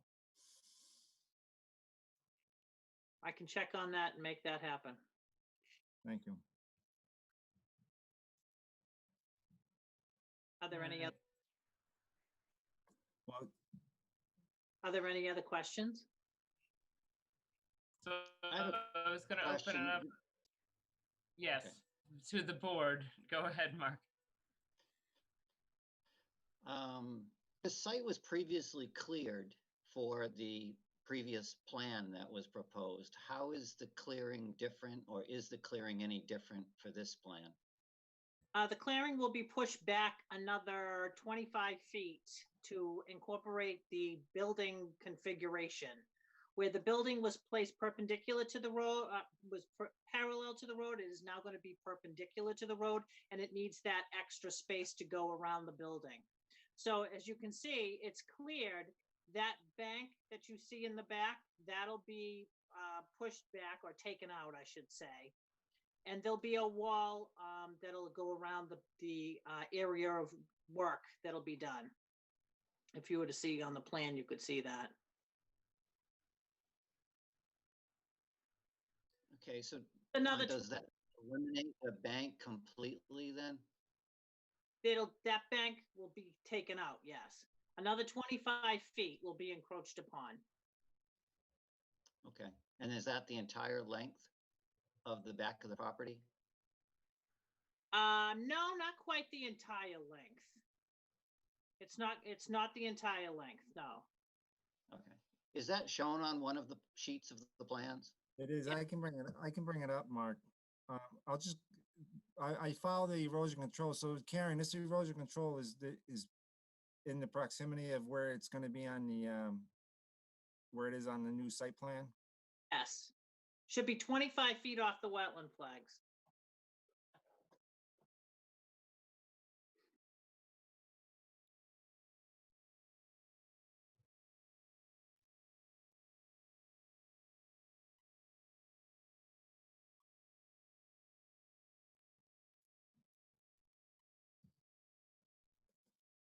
All right. Mark, does that answer that question? Do you have more questions? You I want me do to have bring? one other question. I'm sorry if this is a repeat of your last meeting, but Yeah. was there any consideration to creating a more of an L-shaped building that didn't go back as far as what the current building goes back? The building configuration is pretty much set forth usually by the Cannabis Commission. So they have rules and regulations that you have to follow. And an L-shaped building would have created an area to park behind, and they don't want any parking behind that building at all. Well, why would you have to have parking behind it? Well, usually you, on a retail building, you have a back of the building where you can, store, get into the back of the building. It's kind of like an egress. a second egress to the building. And if the building had a bigger back, you could park behind it. And so as a safety issue, they don't want anybody parking behind it. You could see a car parked behind that right now if a car was to park behind it. Is the plan up on the screen? Yeah. No, Yes. it's being shared. Mark, it's not a question of do they want parking? It's they want to make it impossible to park there and not be seen and not be seen.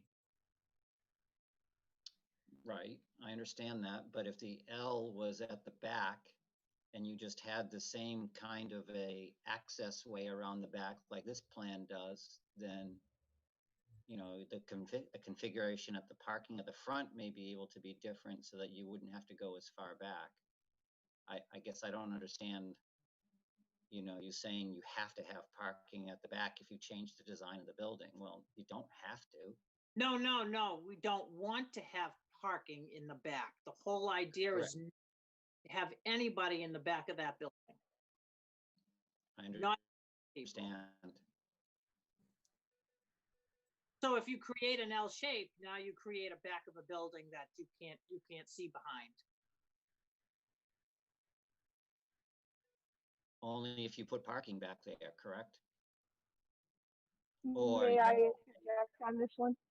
Again, as the last time to explain the security of this building. No, Teresa, name and address, and then Okay. Sorry, yes. sorry. Teresa Madison, 93 Davis, partner with Saban Cousteau for Z&T Inc. The reason why it's not a matter of putting parking back there or having parking back there.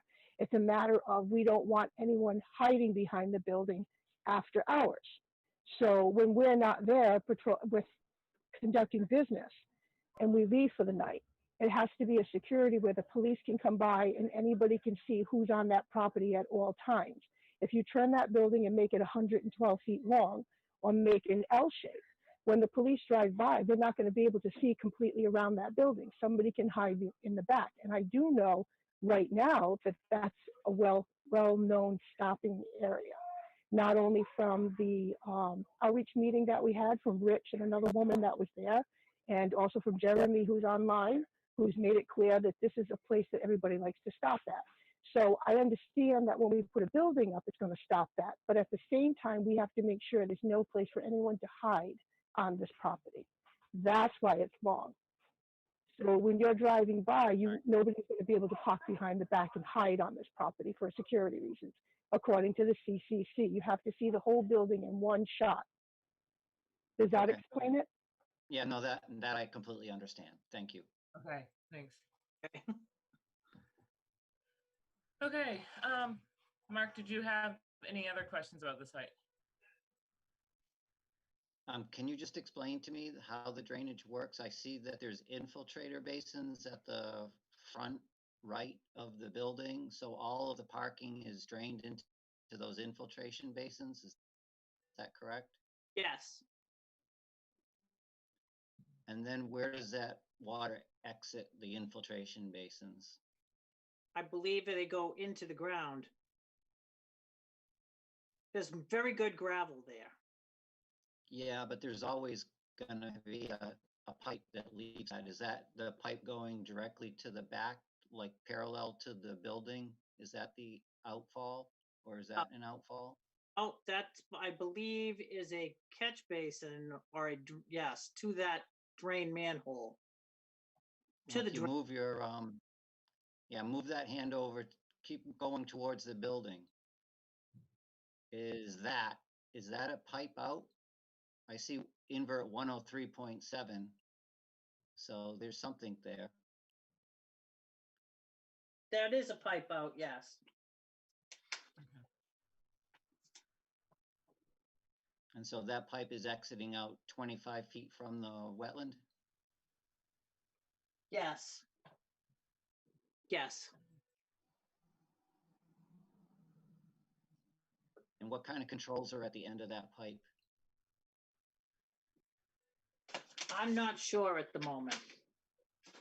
I can look that up for you, though. All right, thanks. Yep.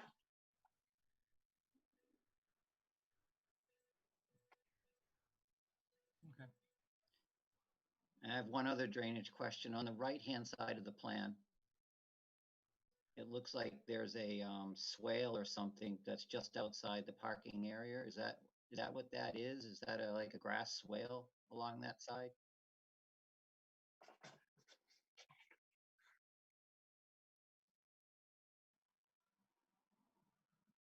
Yes. It is a swale.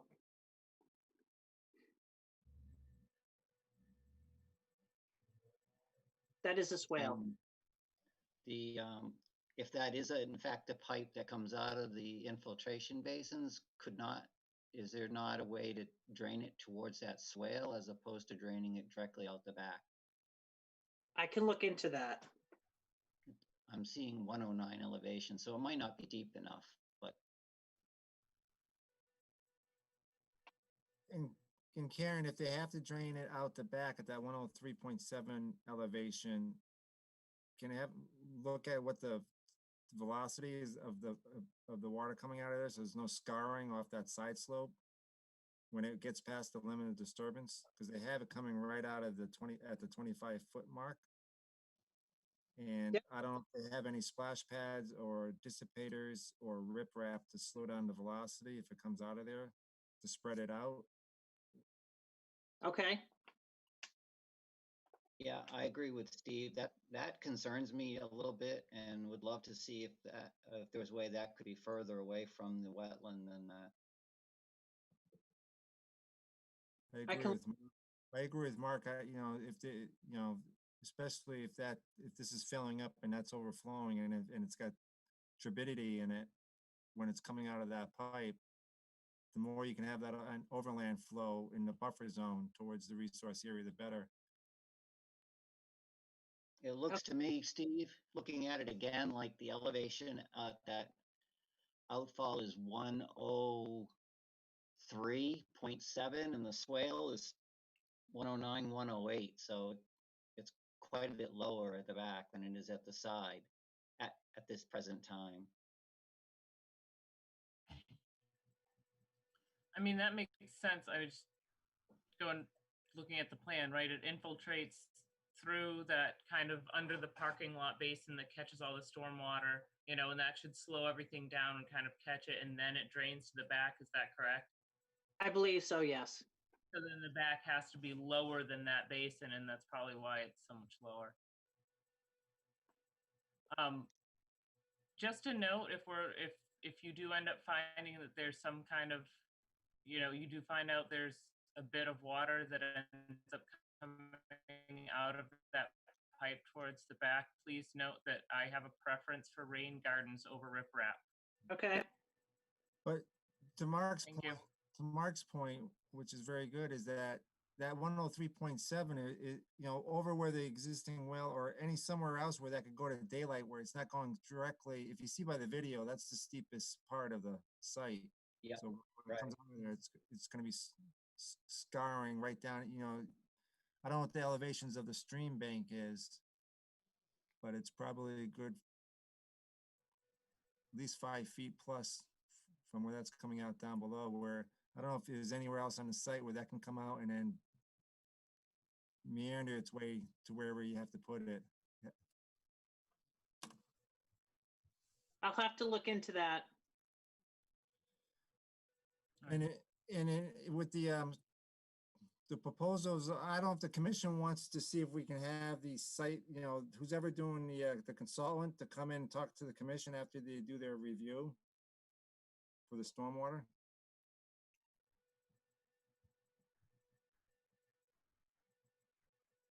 Okay.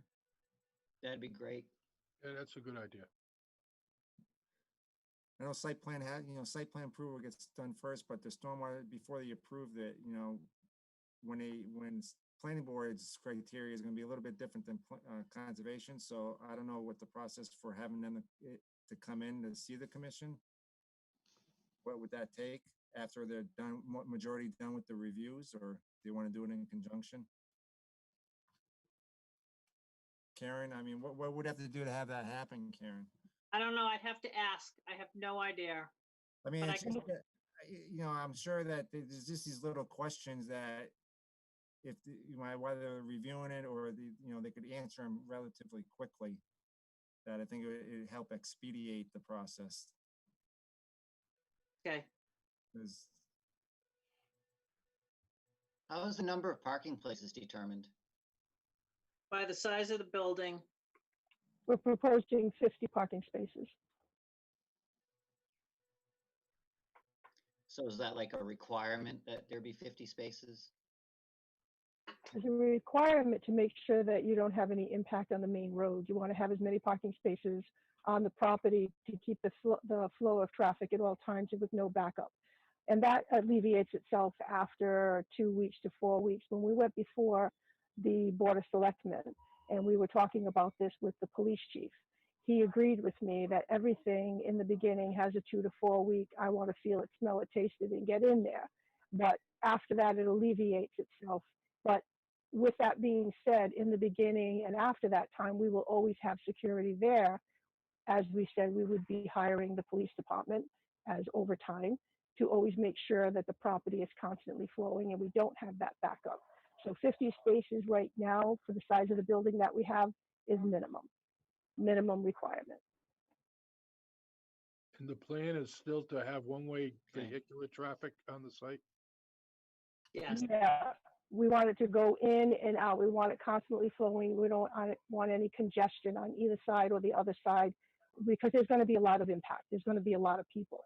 If you look down the street to Caroline's, she had to rent space for parking spots and they're all stacked up outside standing line. The line is very, very long. With this, we get everybody on the property. And the building, they have over 100 feet to stack on there, get them in one side, out the other side. This is like a 10-minute process.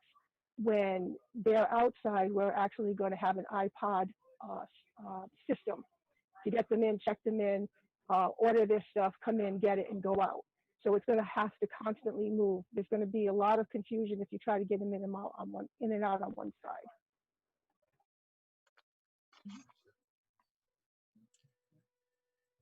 I do know that Leonard is the one that has won the bid, and as of today, he's had it for a week. And I know that he's doing both the stormwater and the wetlands, as you discussed. And I know that the last plan, there was a basin with the same design that was okay then. But Leonard is the one that's going to tell you about that when he's done doing his review, which we should have some preliminaries back by tomorrow or Wednesday. We're going before the planning board on the 11th. Yeah, we'd like to have Leonard come in and just go over whatever his review is with the commission. If that's possible, I don't know if the fee structure can handle that, whatever his proposals are. Well, I know that when he's done with everything, that we'll try to get done as fast as we can because this has been going on and on. That we're going to go before the board on the 11th, and all those questions should be answered by the 11th. So when I come back to see you on the 15th, because we're doing everything on the 15th, aren't we? We'll have all those answers. Will be sufficed.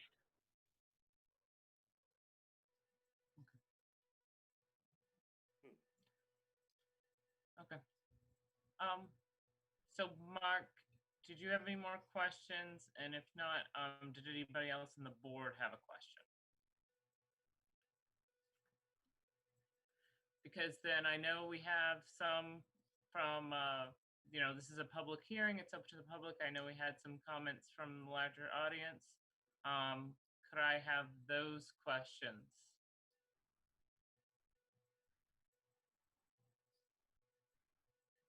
Jeremy Flansburgh. I'm at 63 Monroe Street, but I'm in a butter at 73 Davis Street. Okay. My first question is, has the board done a site walk?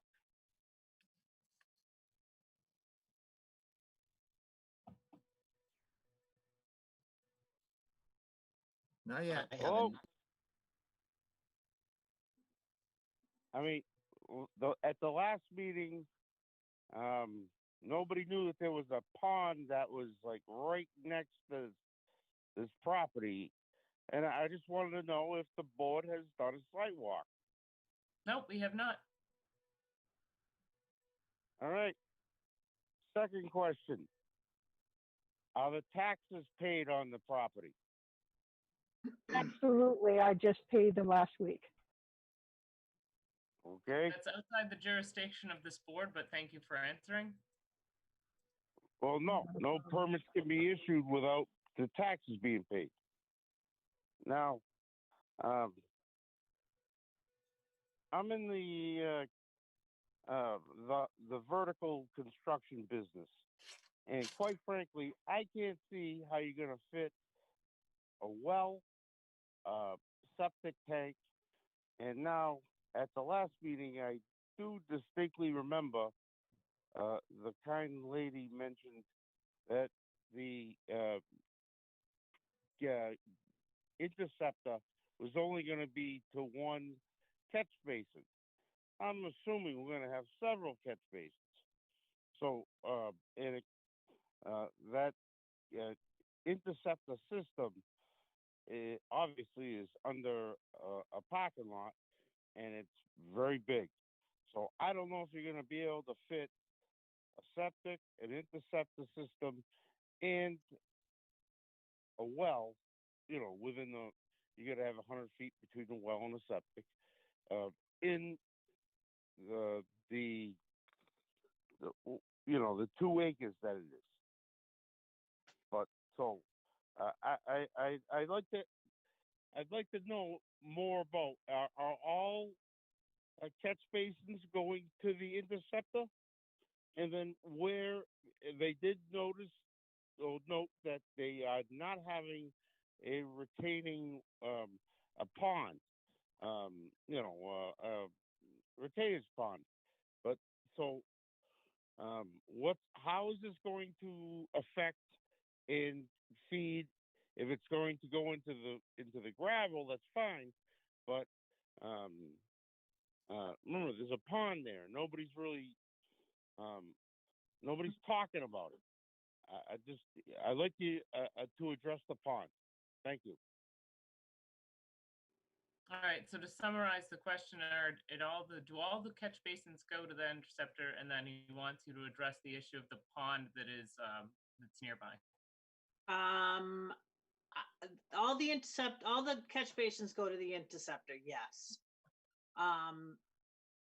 As far as the pond is concerned, the pond is fairly far away. It's got to be at least 200, if not more, feet away. In fact, it's off the property. In the last meeting, I'm really sorry, I don't remember the gentleman's name. He brought up a GIS map and showed where the property was in proximity to that pond. It's nowhere near my property. It's considerably on the next lot over that pond that he's talking about. If you can remember the last meeting, he brought it up on the map. Yeah, I know, I recall. So we had that figure. Just thinking about things like stormwater, I mean, and that's why you have the stormwater management system that you're planning is, if you didn't have any management here, you could potentially impact a pond at that distance. But my understanding is that's why we're making sure that we have a stormwater plans being reviewed. Yes. Yes.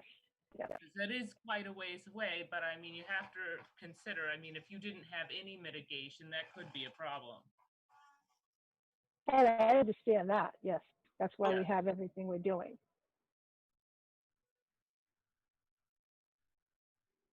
Thank you. There's that map that we looked at the last time we were together, the 11th. And so I'll mention, to the board, we looked at this last time, and this, because I wasn't aware of the pond here either. The property's the one highlighted in yellow, and the pond is, and that About 100 feet to the property line. Okay, to the line. Property line. Okay. And then there was a question in the last meeting. We had said that this was a cold water fishery. Do we know whether it is or not?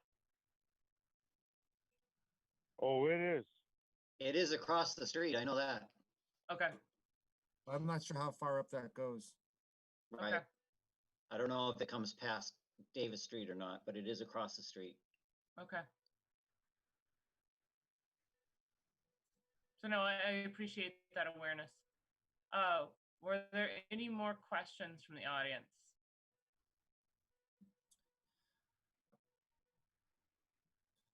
I'm There- sorry, I lost my internet. What was the question? We were we were mentioning whether or not the body of water in question was a cold water fishery area or not. So, I'll have to check that, because I know when they checked the intermittent stream, and I think is it Wellman Brook? And then the one across the street, this is a tributary into it, that I don't know if they came up this far and crossed Davis Street when he did their count years ago. Honestly, Steve, it's called the Bull Run Brook, or the Bull Run Stream or creek that goes to Makeham's Pond. I have seen it on some GIS maps, and I have seen it with no name on some GIS maps. But just an FYI. At the last meeting, you brought up another map that showed the intermittent stream in the back and the perennial and the intermittent. You showed that on the map at the last meeting too. Yeah, I'll check I mean, this is GIS intermittent mapping, GIS mapping. I'll check the paper copies, the end all, the be all in my office. I'll just double check that. But once again, just because it has a name doesn't necessarily mean it dries up or doesn't dry up. I get it, but if it's a cold water fishery, it obviously doesn't dry up because brook trout use it.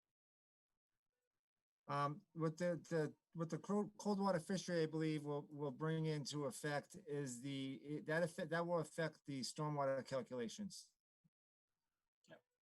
Yep. I believe when they calculate the runoff, and I'm paraphrasing that, instead of doing a normal stormwater for buffer zone work where it's a half a foot, if it's cold water fishery, it might double the numbers that they have to utilize for their detention and retention basins and stuff like that. So it's a good point, and I'll check what the state has on that so we can pass it on to the design engineers. excellent. Can I just say one last thing? You may. Thank you. We have all this water that's going to be coming off of this paved surface. It's going to go to several catch basins. It's going to go, hopefully, to a interceptor. Where is it going from there? I don't have a warm, fuzzy feeling without it somehow discharging into, not that it wouldn't be cleansed, into this cold water fishery. Understood, and that's why we had the discussion about the outlets, and we have some questions that we're going to come back and answer, because you're right, Yeah. there's still some questions that we have that need answers, and we're going to come back and hear those. Yep. I'm thank you. worried about stormwater and how where it's got to go somewhere. We all know it's got to go somewhere, and that's where I'm concerned about. Thank you. Appreciate your concerns. No, Is there anyone else from the public that had a concern? Or sorry, Steve, did you want to say something? If the commission wants to do a site walk, we've been going on our own. Is there any way, Karen, that you can, if the commission wants to have the building staked out, Have the building staked out? 4 corners, so they can kind of get a reference, maybe in the outlet where that outlet is for the interceptor? Can do that. Anything else that the commission might want? And then I would leave it up to the commission to, we could schedule a site walk if you want. Or you can do it on your own. I'd like to know how the DEP deals with interceptors like that are just dumping into cold water fisheries. I know Sorry, that. Jeremy, is that you again? Yes, it is. Jeremy Flansburgh. Okay. 70. Yeah. I'm sorry. Anyways, I don't know how the DEP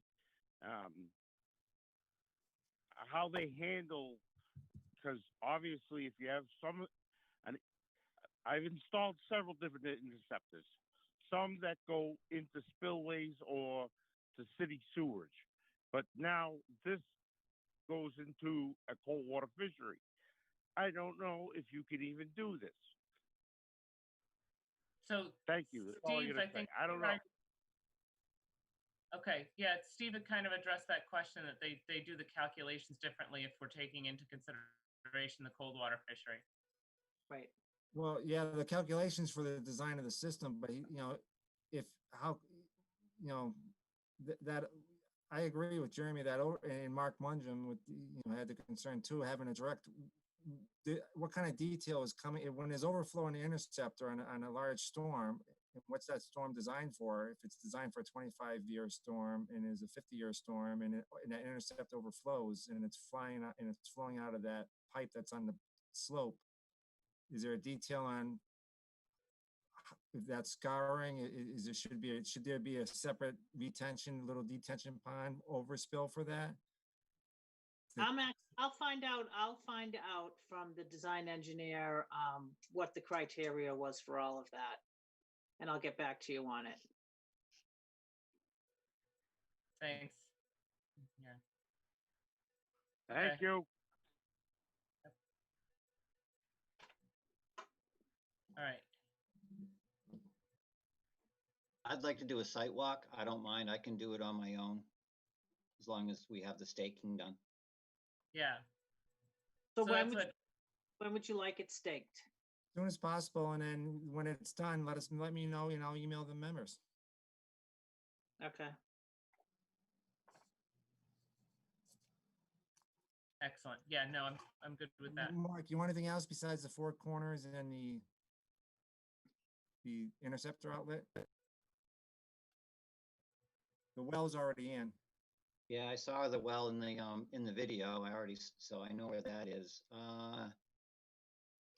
And you said the straw wattles are where the edge of clearing is going to be, roughly?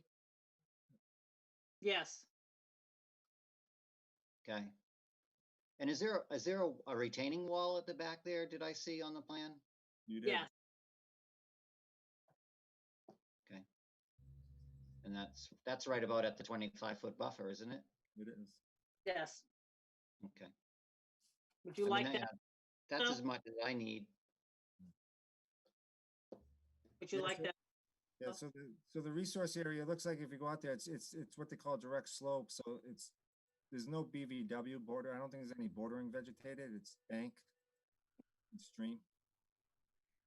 Oh, really? Okay.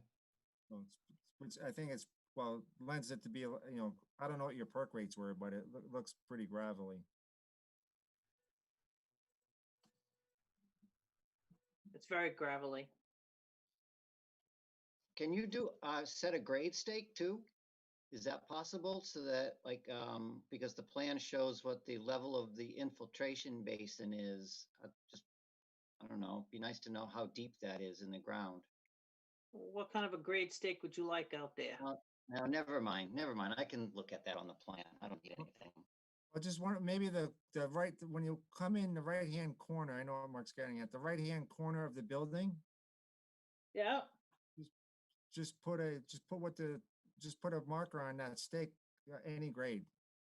If it's 112, 115, and Mark, I'm sure you can read the plan or differentiate what the difference is. Okay. So you get an idea of what we're standing at when you're standing in that gravel pit. And look, I can do that. .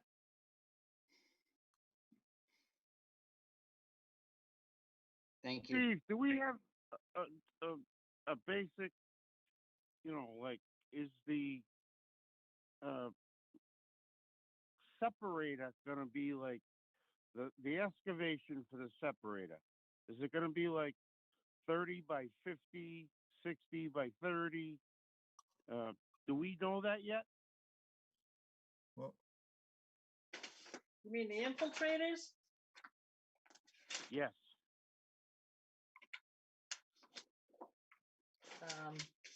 If I could- I'm assuming it would be under the parking lot. Yes, it's under the parking lot. I have it on the plan right here, Karen. Is this it? Do right- you? I Yeah. have it, but I don't have a dimension to it. I just have a pretty picture of it.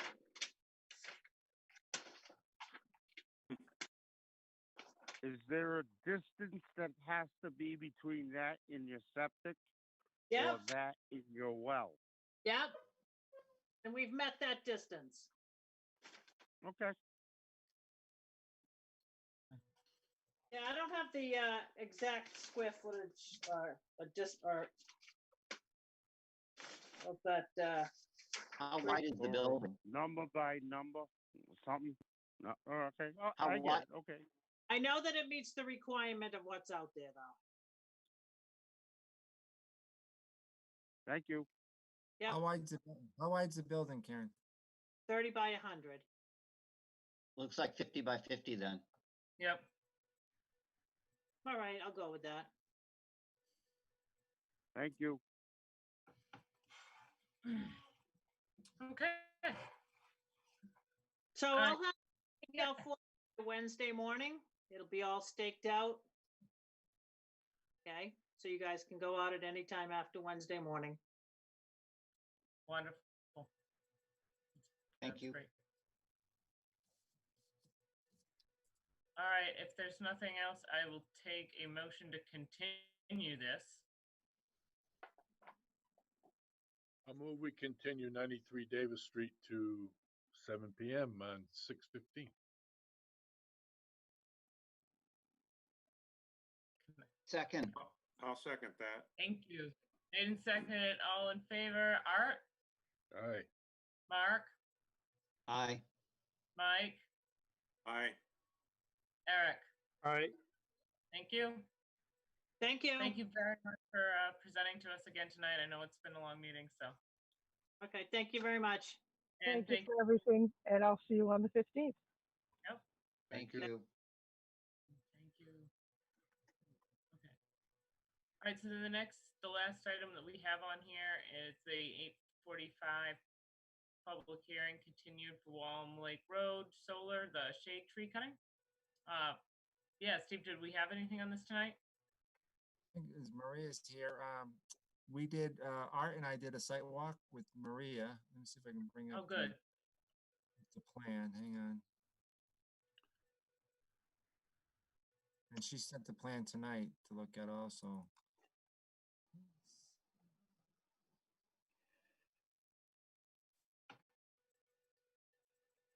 Yeah. Maria, you here? Evan Turner is also here. Okay, so here's the plan from last meeting. Right, so this one shows all the trees that Yeah. we're asking to cut and Yeah, what zones they're in. Yeah, so Art and I walked, I mean, there's a lot of trees. I mean, I think you marked all the ones that are coming down in that area. Right. And, It is a lot of trees, but we talked about doing some plantings in the future as well. yeah, we talked about restoration, detailed plan on, like, you're not stumping, what kind of slash are you gonna keep there? How high up the stumps you're gonna be leaving for some habitat, and then maybe some restoration plantings. Right. So did you want me to bring up that new plan you submit tonight, or? Yeah, so one of the things that we had talked about on site was, why do we want to cut this many trees? Like, does it really make that big of a difference? So I sent you a plan tonight that has 2 sheets in it. One is if we do no cutting essentially what the shading looks like. And then the other is with the shading that we've proposed with the cutting, what the difference is, just to give you a visual. And I give you a second to bring it up. Is this it right here? Yes.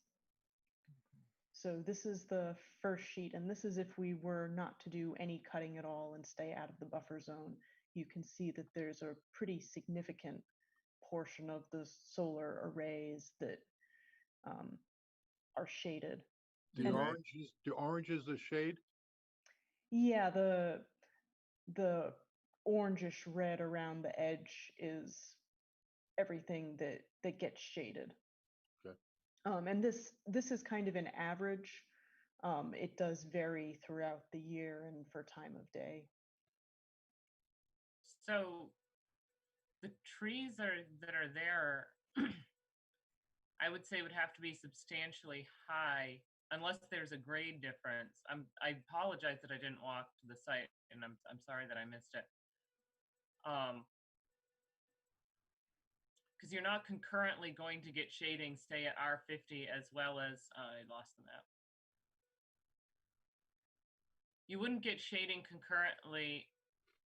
Oh, okay, so these are not numbered. The bottom center of the map versus the top left of the map, you wouldn't have shading there concurrently.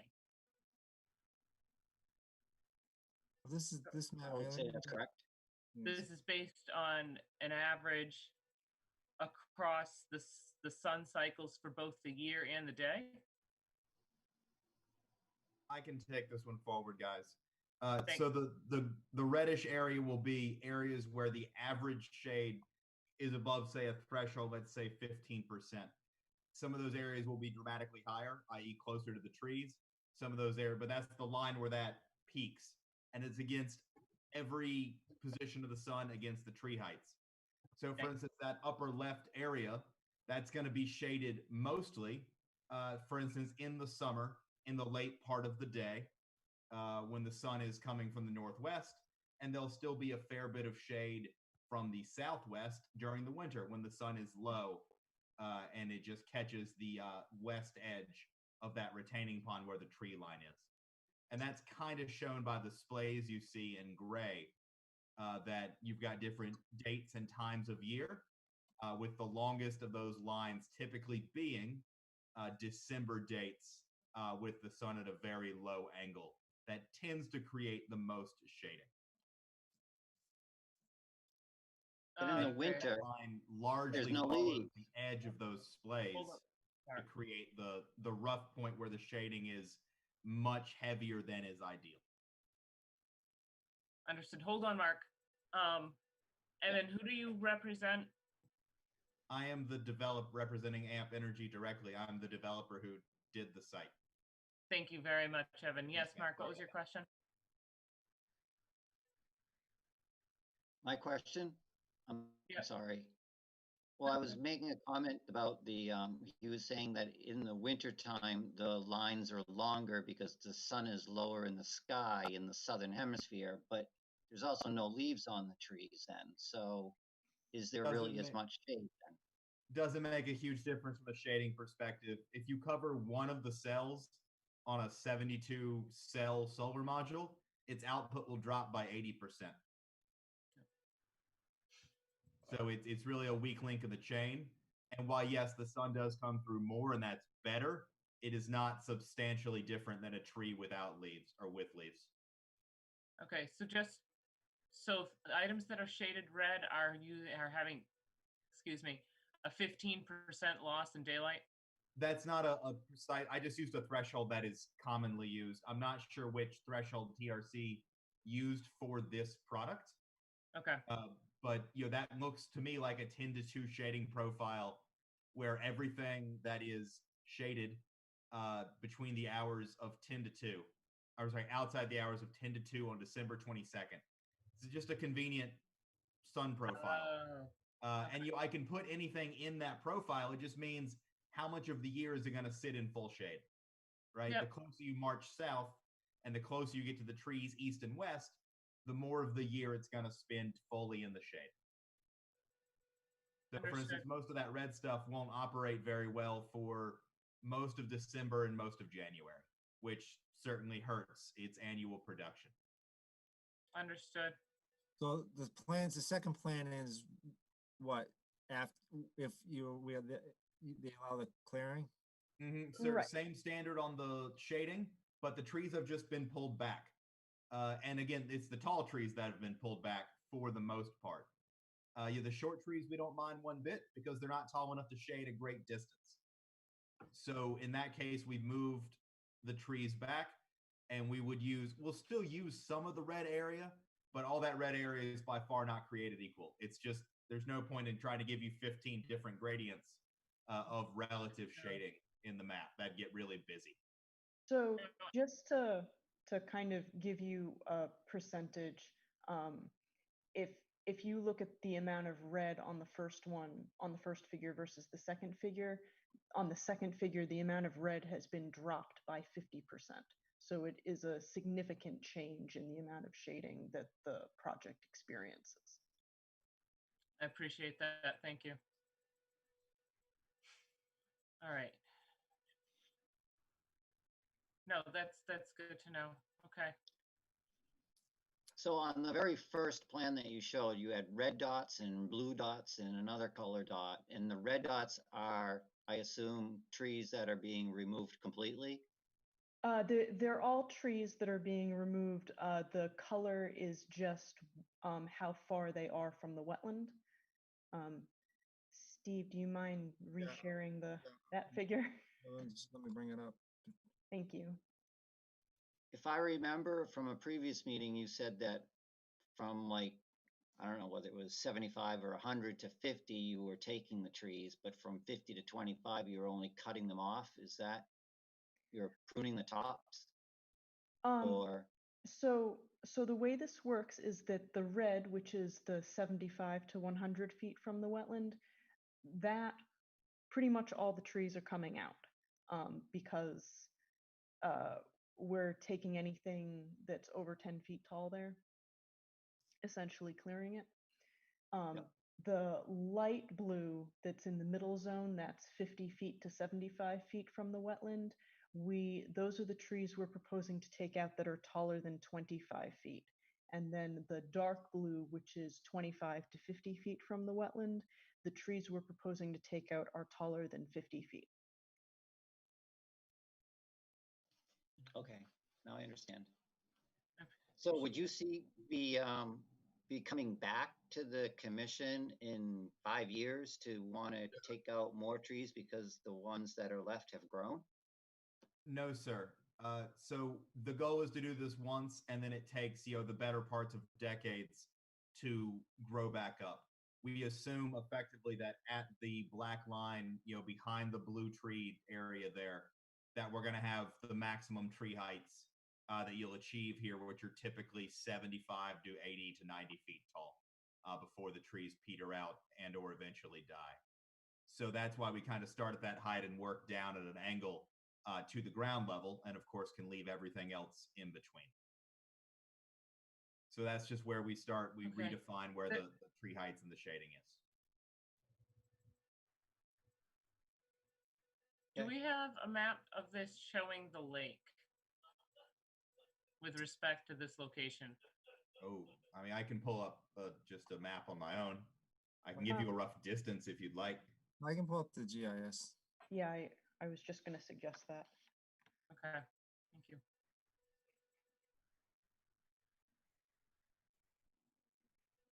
So the GIS shows the subdivision. Do you see that? Not yet. So Not yet.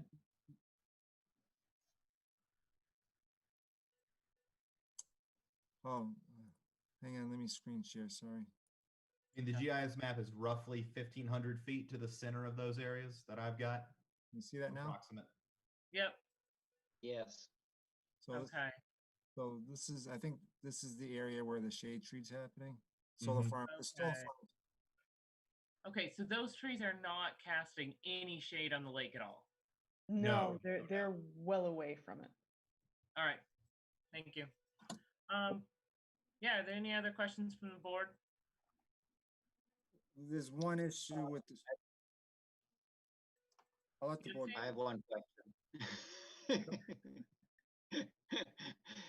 What occurs in the area where the trees are removed, the red dot area? What is the reestablishment in there, or how are you So- restoring that? So what we'd like to propose is some restoration planting in that area. Your buffer zone really has two purposes. It helps dissipate stormwater before it hits the ground, and it can provide wildlife value. So we'd like to propose planting some woody vegetation in there that just doesn't grow as tall, but that also has wildlife value, things like low bush blueberry and American cranberry, some winterberry. Those all have really high wildlife value because they're all berry producers, and they usually top out between 8 and 10 feet. The low bush blueberry stays significantly lower than that. And they're all native species, so we'd like to put some plantings in there to give you a little bit of canopy to maintain the stormwater functionality, as well as to enhance the wildlife value of what's there. Great, thank you. All right, Steve, what was your So concern? this was discussed, the reason, when they filed the site plan review for the project, they were completely outside the jurisdiction of the Conservation Commission. So stormwater review was done by the planning board. I'm not sure if it went to a consultant or not, or the town engineer did it. And that was part of the planning board note on site plan review.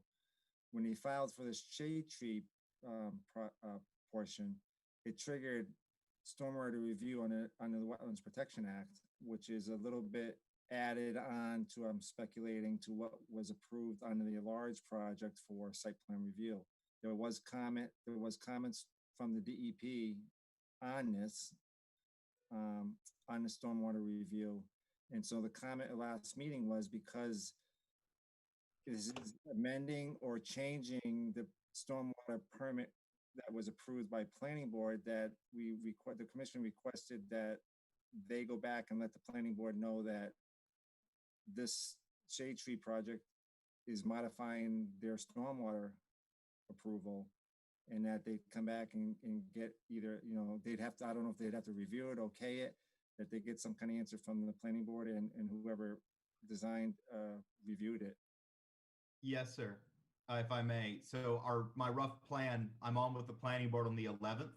Okay. I was hoping to get a thumbs up from the board with this plan so that I can take this impact to Mr. Cundiff for him to review and make sure it coordinates appropriately with the stormwater work we've already done, and or what we need to do to beef up the stormwater to accommodate it. But without having something from you guys that you would otherwise approve, pending the stormwater approval from the board, it is difficult to give them a standard of what to review and what to consider without bouncing back and forth, several times over several meetings.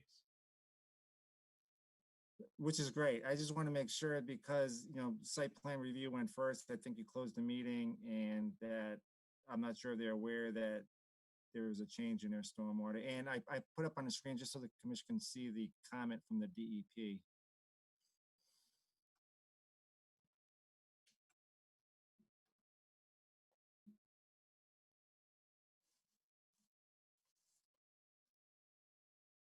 So we are creating meadow. We're actually using the wildflower meadow from UMass Amherst.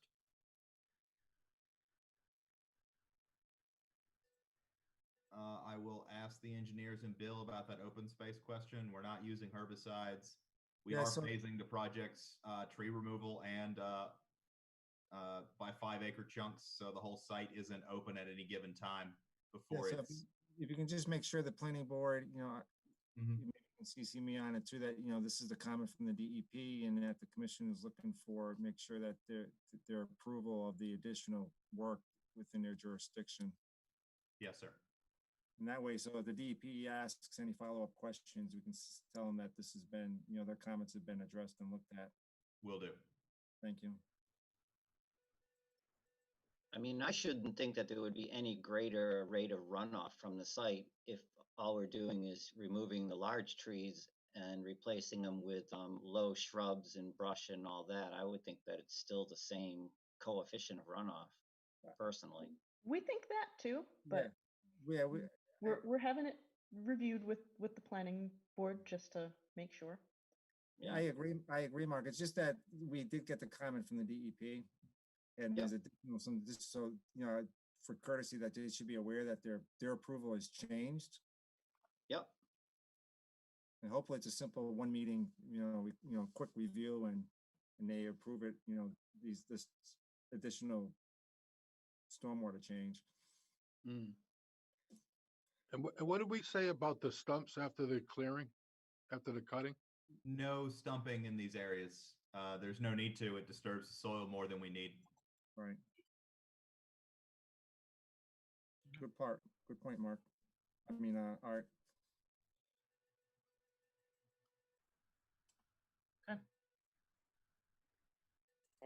And the stumps will sprout, and that'll be good for wildlife as well. Right. Yeah. I mean, it'll be a little low for the first couple years, but then I expect the woods to surge right back. There won't be, besides what we plant, a ton of competition for the trees to, anything that lives through the cutting will flourish quite heavily, including what we put back there. Within 3 years, you won't be able to walk through it. If anyone sees a logging operation, then it's, and Mark's even leaving the stumps, even that, it's just gonna once again, I think there's a lot of high groundwater there, and then that with the sun, it's probably will add to the growth rate. Correct. Yep. So I think what we're coming back to you with at the next meeting would be, we're going to get you sort of a list of what we propose to plant within the plan of using the tiered 75 feet. And I need to bring back from the planning board the thumbs up that the stormwater question has been answered to their satisfaction regarding the additional cleared acreage. Does anyone else have any homework I missed for my notes? No, thank you. Do we have any more questions for? Nope. No, Nothing from me. Thank you. We should probably continue this one to June 15th as well. No, I really appreciate it. I will entertain that motion. Second. I'm frozen. All in favor? Art? Aye. Mark? Aye. Mike? Aye. Eric? Aye. Yes, so that would be the 15th as well, and we're putting everybody at 7 because I think we're gonna go through those pretty quickly. Thank you. Thank you. Thanks, everyone. Have a good evening. Thanks, Evan. Thanks, Maria. Thank you. Bye. All right, nice job, guys. Hey, quick question. Did anybody get minutes from 5/11? No. Not yet. Okay. I have a question. Did not. I did. Matt. Under new business, old business, item number 2, they mentioned 4 sets of meeting minutes there, and I know we earlier talked about the 4/27 when it was going to be looked at or something. But what about the first 3 there? Have we approved any of those, or should we? No, there were amendments to make on March 2nd. March 16th doesn't exist. We didn't have a meeting.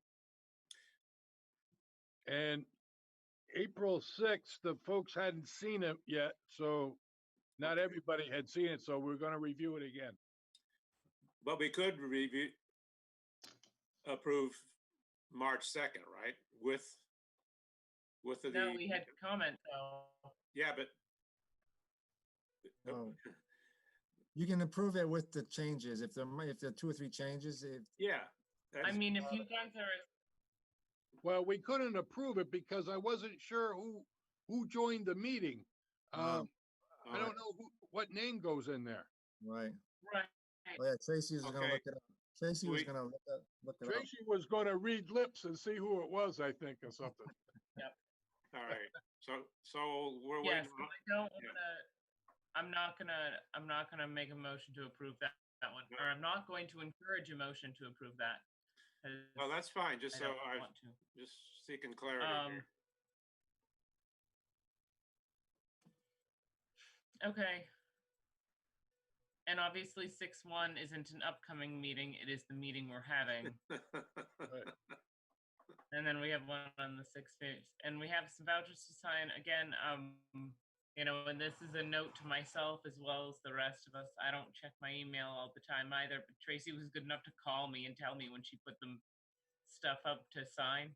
So I gotta remember to review and sign those, because right now it's a serial process rather than a parallel process. So we gotta get out of each other's way.